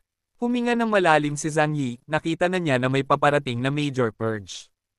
Ito ang presyo ng isang bigong rebelyon, malaking bilang ng mga tao ang mamamatay. Deng Shentong, paano ka nakatakas mula sa Jiangning City? Biglang tanong ni Zhang Yi na nagtataka. Mahiwagang ngumiti si Deng Shentong, well, it's actually nothing special.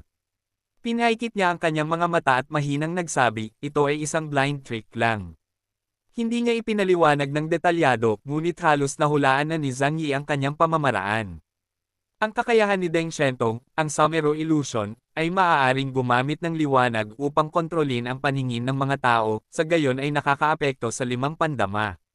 Hindi mahirap lumikha ng isang ilusyon ng kanyang pagkamatay para kay Phoenix Shinren na nasa larangan ng digmaan noong panahong iyon o kahit para sa command center sa harap ng kamera. Gayunpaman, mayroon pa ring tanong si Zhang Yi na labis niyang ikinababahala. Lumapit siya kay Deng Shentong na naglalabas ng isang kahon ng gamot sa kanyang katawan at pinasok ito sa kanyang bibig. Ito ay dapat na isang uri ng nakapagpapagaling na gamot.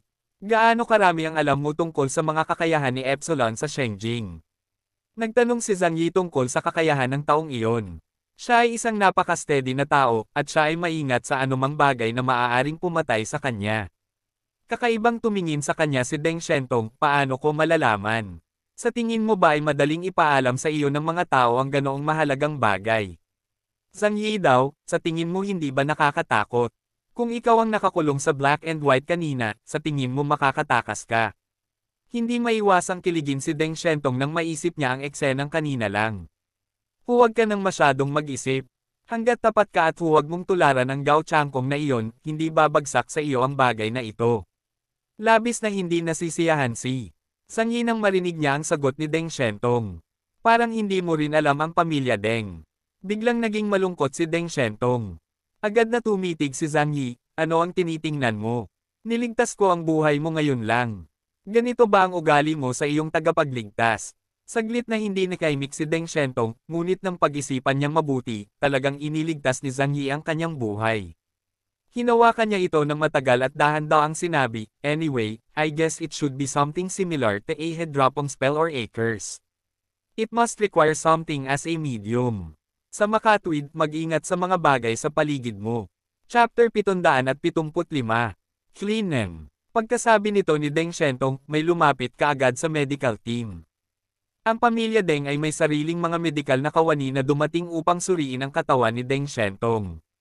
Ang mga tao mula sa departamento ng medikal ay nagpunta rito, marahil sa ilalim ng utos ni Zhu Xing, kaya mayroong maraming mga medikal na kawani sa panig ni Zhang Yi. Captain Chaos, hindi ka ba komportable kahit saan? Seryosong tanong ng isang doktor kay Zhang Yi. Maraming bata at magagandang nurse sa paligid niya ang tumingin kay Zhang Yi na may paghanga at paghanga sa kanilang mga mata. Alam na nila ang lahat ng nangyari dito. Sa oras na ito, si Zhang Yi ang naging bayani ng buong Blizzard City. Ikinaway ni Zhang Yi ang kanyang kamay, okay lang ako, at hindi ako nasugatan. Magpagamot ka ng ibang mga nasugatan na pasyente. Sinabi ng doktor na may seryosong mukha, sa palagay ko mas mabuting gumawa ka ng isang komprehensibong pagsusuri, dahil kung minsan ang mga tao ay may mga nakatagong pinsala sa kanilang mga katawan sa panahon ng mga labanan. May sense ang sinabi ng doktor. Ang ilang mga nakatagong pinsala ay maaaring hindi nakikita sa ibabaw, ngunit maaaring aktwal na mga panloob na problema. Kung hindi mo ito napansin, maaari kang mawala ng pag-asa pagkatapos ng ilang sandali. Ngunit biglang naging maingat si Zhang Yi nang maalala niya ang sinabi ni Deng Shentong nang umalis siya. Komprehensibong inspection. Hindi ba kailangang kumuha ng dugo para sa pagsusuri o kumuha ng ibang bagay mula sa katawan ng isang tao? Maingat na umatras ng ilang hakbang si Zhang Yi, no need, I have my own personal doctor. Bago pa makapagsalita ang doktor ay tumalikod na siya at umalis sa pinangyarihan. Pag-alis niya, parang nakita niya ang pagsisisi sa mga mata ng doktor. Bumalik si Zhang Yi sa kanyang bilya sa Area A. Sa oras na ito, ang buong lungsod ay nasa ilalim ng batas militar, at ang mga miyembro ng Samsara team ay hinahanap para sa mga bakas at ang mga taong may kaugnayan sa kanila ay nililinas. Si Zhang Yi ay hindi interesado sa mga ito, ngunit sa buong araw, naririnig ng Blizzard City ang tunog ng mga sirena na dumaan. Sa oras na ito, si Zhang Yi ay walang paraan upang umalis, at lahat ng panlabas na signal ng komunikasyon ay naharang. Hindi niya magawang makipag-ugnayan sa labas ng mundo, kaya humiga siya sa kama upang magpahinga. Nang maglaon, pinangunahan ni Tu Yunlai ang koponan pabalik.